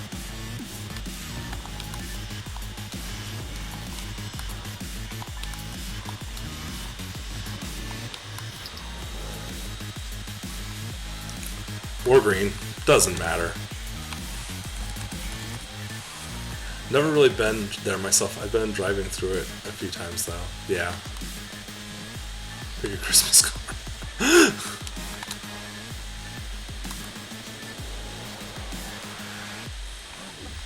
Yeah, I mean, I don't know. I lived in the Midwest for a year, so I've definitely experienced what like actual fairly cold temperatures are. Like, there were a couple of times that I was in like -4, -5 degrees Fahrenheit before wind chill was factored in, and that's pretty cold. Which is why it's really hilarious when like my students complain about 60 degrees Fahrenheit, and you're just like, this isn't cold, guys.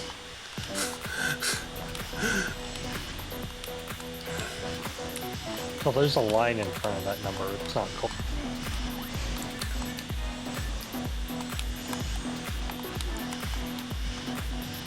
Unless you're talking Kelvin. Yeah, well, 60 degrees Kelvin would be pretty chilly Yes. and lethal to, humans. Just put a coat on, you'll be fine. No, Oh, really? not so much. Yeah, I think Washington is too hot on occasion. Yeah, I mean, it probably also depends on the area of Washington. I imagine the coast is pretty nice year-round. At least that's the way it is for most of California. Like, Southern California can get hot on the coast, but Northern California and above tends to be pretty, like, the weather seems a little homogeneous, might be the word I would use. We definitely don't have like a ton of different weather on the coast when I go to the coast. It's like in the winter it's about the same temperature as the summer. When you go to the coast, you bring a sweatshirt, you bring long pants in Northern California and Oregon and Washington usually. Yay, tracks. The places that I don't like are the places that get really, really, really cold, but also really, really, really hot. Like, if the place that you live gets a lot of snow, but also gets over 100 degrees Fahrenheit, that seems really crummy. What do you consider a lot of snow? More than like 2 days a year. For that temperature range, at least.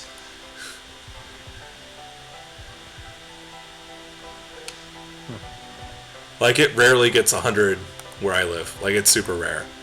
And we get maybe 2 days of snow a year. Maybe. And so, I think that's pretty nice.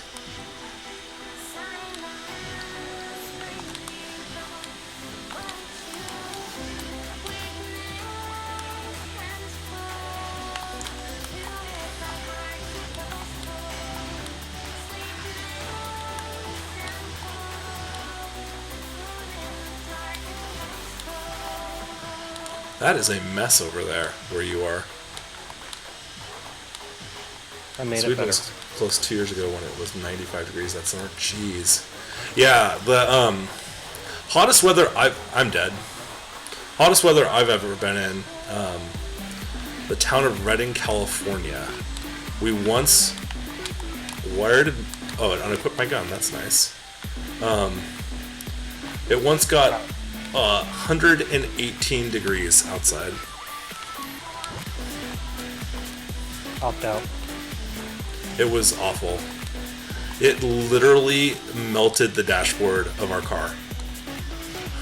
Like, after that particular heat wave, get out in the car one day, and the dashboard is just warped everywhere, like in waves like this, and the all the vents in front of the windshield have all popped out and broken because it warped and just shattered them. It was pretty awful. during Yeah, that heat storm, our air conditioner actually broke, and that's when I discovered the thermostat in that apartment was only capable of displaying 2 digits because it said that it was 04 degrees inside my apartment.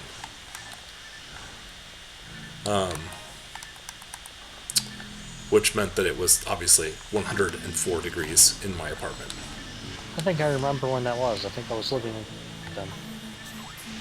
You were what? Fire condition. I think I was living in Concord during that heat wave. Could be. AC broke. Sounds like a nightmare. Yeah, it was. And so what happened is we'd been running it so much because it was, hot, that it caused it to freeze up. And so the way to fix it was they had to turn the heater on for a while. You could have gotten away without the heater. Not in this case. You It just turn was. the fan on. No, the fan wouldn't kick on. They had to turn the furnace on to generate heat in the unit to melt it. It was not pleasant.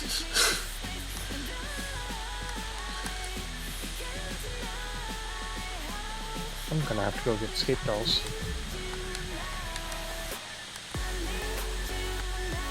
You know what? I thought I had escape dolls. Did I use them all up? You died.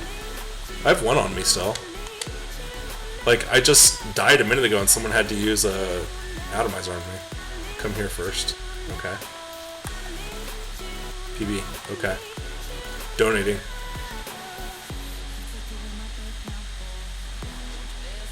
Ready.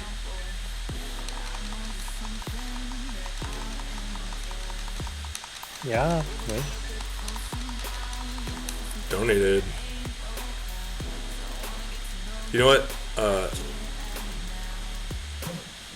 Does it even matter if we go get escape dolls? I mean, we're just gonna die a lot anyway. Yes, but that's that many more moon atomizers someone doesn't have to have on them. Fair I have a enough. feeling it just spawned a bunch of crap.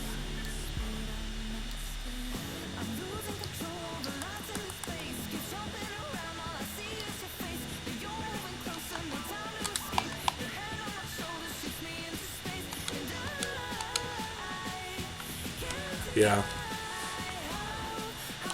Well, and I'll try and use them on people as well. Hey, it's an opportunity to try and clean up some of the escape dolls. Yeah, that's true.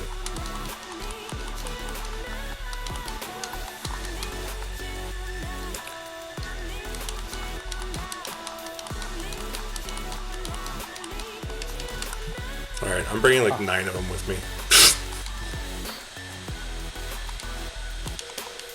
And I can top up my mates while I'm up here.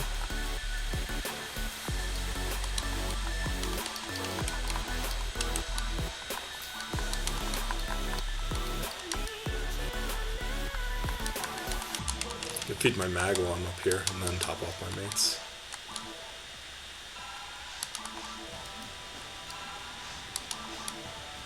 That does not have hit on it, don't bother looking at it. Okay. Well, it's only dark anyway. Oh, Yeah, I've had bad luck with, or good luck with mates, which is bad in some ways, because like I have more than I really technically need. I've even sold some to the shop, just because I was like, ugh, too many of these. I've given some away, like, when I take noobs to max attack, sometimes I'll just like toss a bunch on the ground. Just be like, here, take these. you need a Yui and a Gladiator. Yep. Or Gladiator Yui.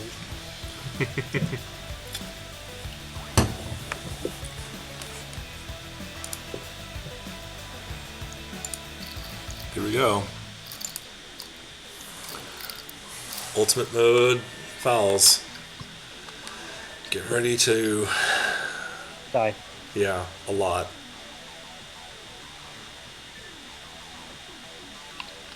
Well, I'll be okay if a red ring drops, so. Yeah, For me. for anyone getting a red ring, I'd be happy for. Like, I'll be less happy for them if it's not me. You'll get one eventually. I don't think you can even use it yet anyway. Probably not.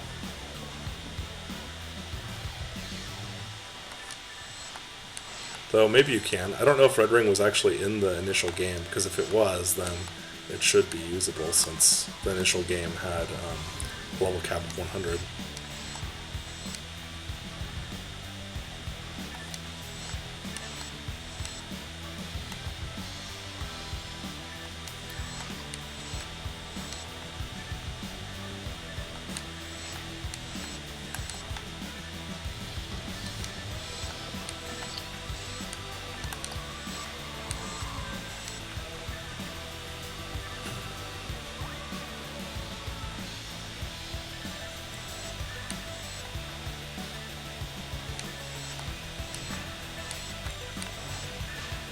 Oof. Those things knock me down. Me too.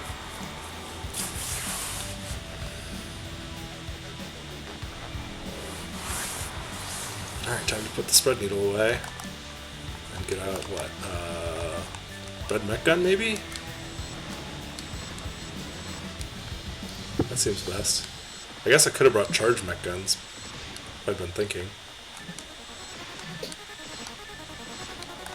Maybe I ought to stay on the spread needle just to keep these things under control. Oof, Ow. that didn't feel very good. I'm good, I'm good. Used escape doll. Oh. I was trying to use a moon on you first, before you used escape doll.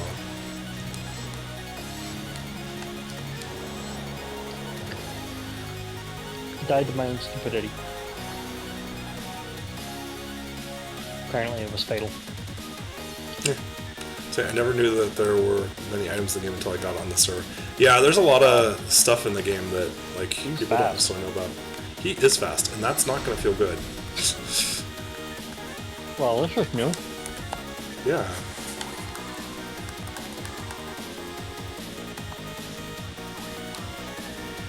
It's gonna hurt, it's gonna hurt.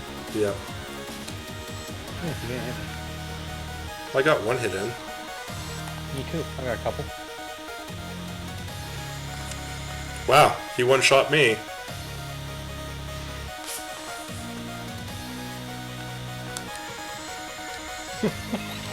Up and down. And again. That's getting a little old. Yeah. Wow. Okay, I'm gonna back up so that I don't keep burning moon atomizers or escape dolls.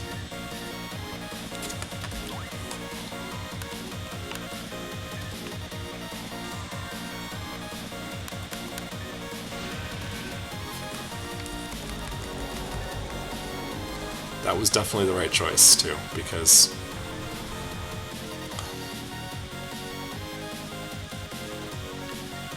Divine wants to stop casting freeze. yeah, he does lots of damage. How much HP do you have now? 817. I have 836 and he was chomping through that like it was nothing. Yeah. Wow, he does 812 damage to me. Isn't that cute?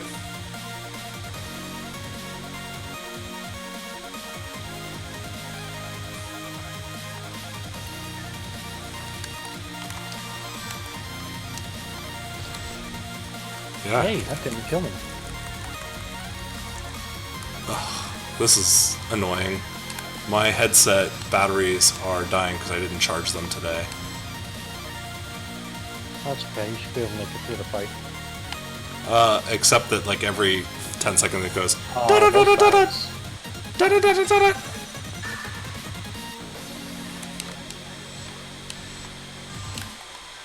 Those Megads bounce off the wall now.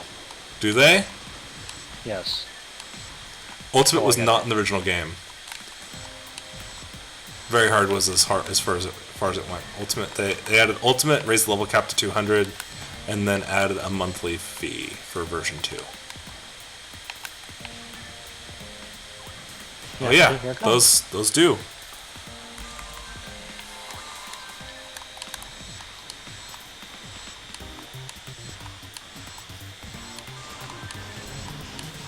Oh, I know headphones. I know. At least he's almost dead. I'm not really sure why my mag is giving me invulnerability right now, but it is, and I'm not going to complain about it. That's alright. Oh, he's got a soul. He's got Gladiator's soul. Trying not to cause too much damage, but make progress. Oh, and that was a Megid. I left dodge.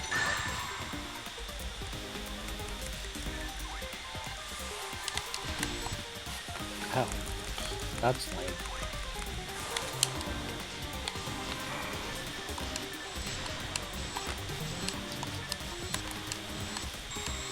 And dead. Oh, done.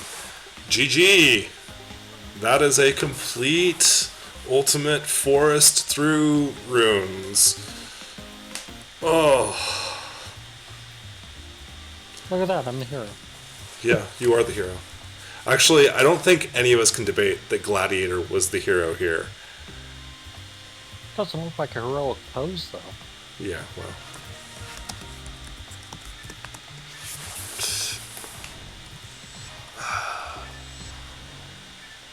Ooh. Talk about like perfect timing since my headset is only scared away one viewer. I mean, I think we went down to 9 or 8 temporarily. I don't know how many we're at now, like 11 or something. Yeah, 11. Which is not bad. So now I have to switch to die mates. Inexpensive. Yeah, no, for sure. Burb, do you need a little bit of starter Masetta? I could jump into a game with you and hook you up with some Masetta for feeding your mag if you want.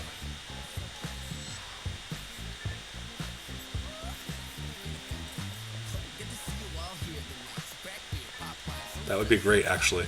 Okay, yeah, I'll do that here. You have 9k. Well, let's go ahead and make that a lot larger number. Are you in a single-player room or a multiplayer room right now? And are you on Fodra 1? What's the name of the room?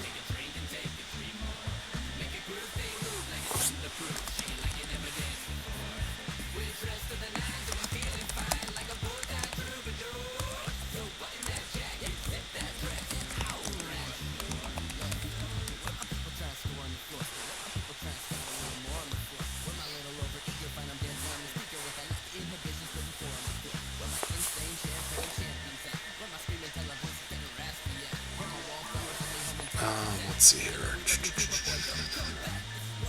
I'm creating character right now. I'm going to switch to Fomorel for feeding to make Sado. Fair enough. I will make a room. I will call it Burb. Good night. Good night. So yeah, Burb, I'm on Fodder 1. Good night. Maybe we'll play some more tomorrow. Oh, he already left. Ha.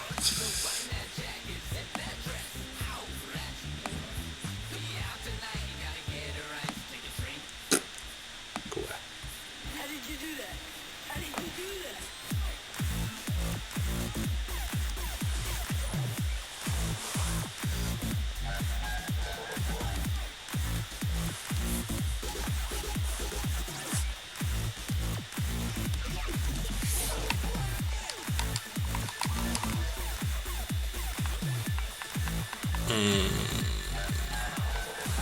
Alright, I'm gonna do this. Kill Pretzel. Good night, Pretzel. Do this. You guys should still be able to hear me.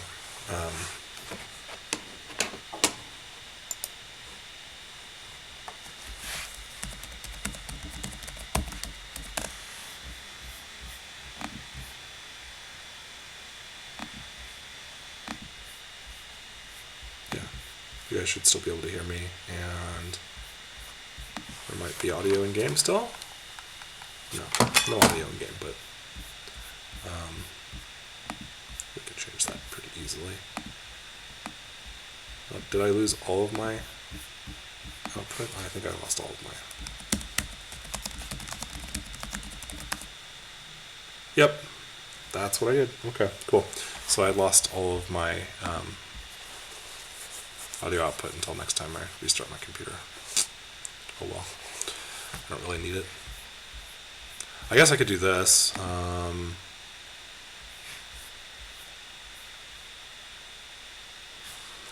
do this.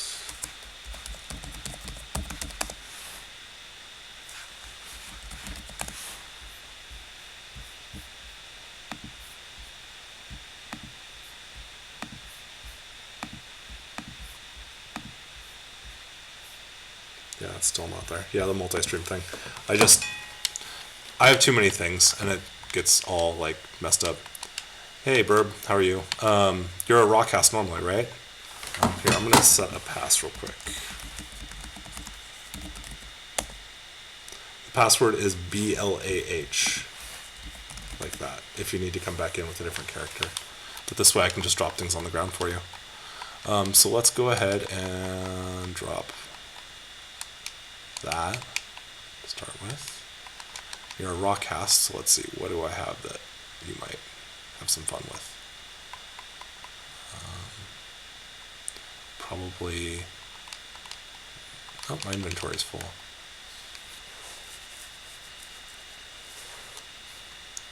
Need to sell some stuff.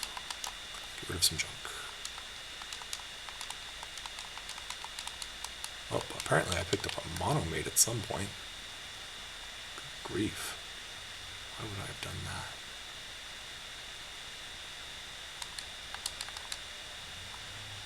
Alright, let's see here. Things that a Rawcast might like. Potentially...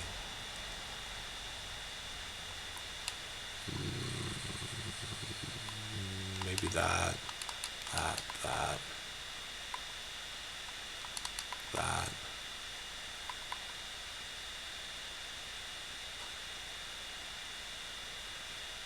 Yeah, I mean, this already is a little bit of an inventory upgrade in that there's a shared bank now, and you can hold more Meseta.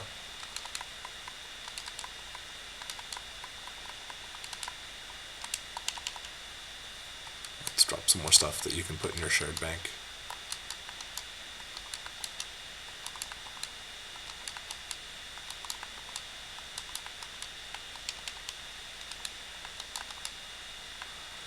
What level is your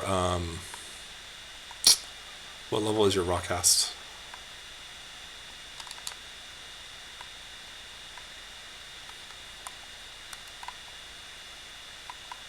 $17.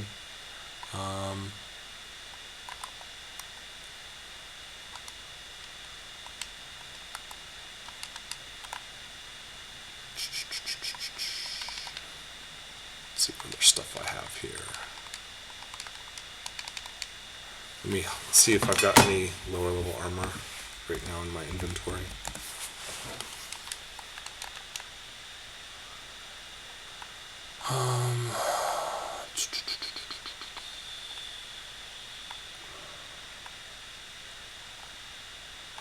I can pass one of those on. Yeah, it looks like 43 is the lowest inventory I have in my bank right now.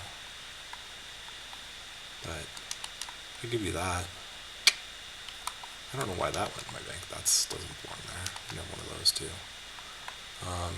Ooh.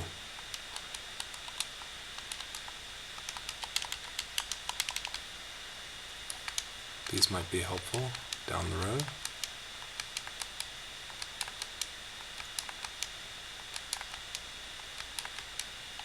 Any of that stuff you want, you can feel free to take.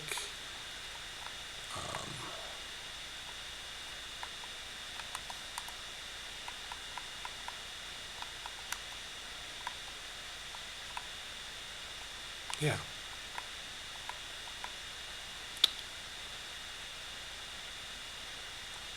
And for upgrade, it filled up so fast. That's true. It did fill up very fast. Oh, this is useful too. It's not a very good battle unit, but it's better than nothing. Until you can find a heavenly battle to buy.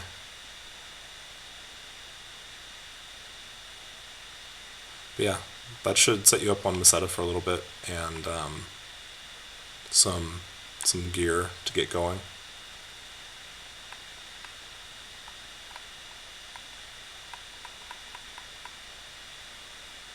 Yeah. Anything in awesome, thank you. Yeah, absolutely. So, I mean, I definitely stock items to give new players. Like, that's the main thing I keep in my bank, honestly.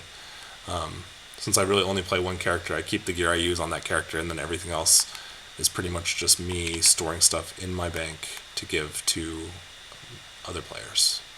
Occasionally something valuable that I might sell down the road, but the vast majority of it is just me going like, yeah, I'm gonna save this and give it to a new player. Here, have a couple escape dolls too.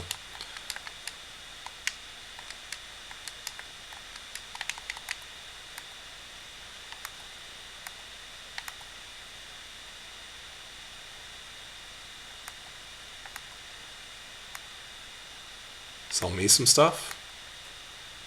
I mean, I have 18 PDs, but...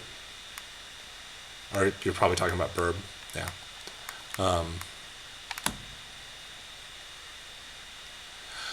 I think it's time for me to start heading out, though, since I now don't have audio anymore, and it's actually like kind of late, and I have to do more interviews tomorrow for people for work. But that was really a fun playthrough. I'm looking forward to doing that again sometime soon and getting my butt absolutely destroyed in Ultimate.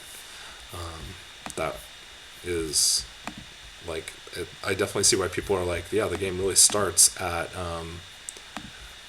when you hit level 80 and can go into Ultimate mode, because it's really good stuff. So yeah, there we go. I'm gonna go ahead and we're gonna raid Games Done Quick because they're hosting a charity right now, or they're doing a charity right now, and that's always nice to do. So let's go ahead and get our raid going on. Take a few viewers over there, see what they're up to. Looks like Final Fantasy 12. So maybe some of you guys will like that. And thanks for stopping by. Feel free to follow anytime you like. And feel free to jump in my game anytime you like, and jump into stream and say hi anytime you like. Good night.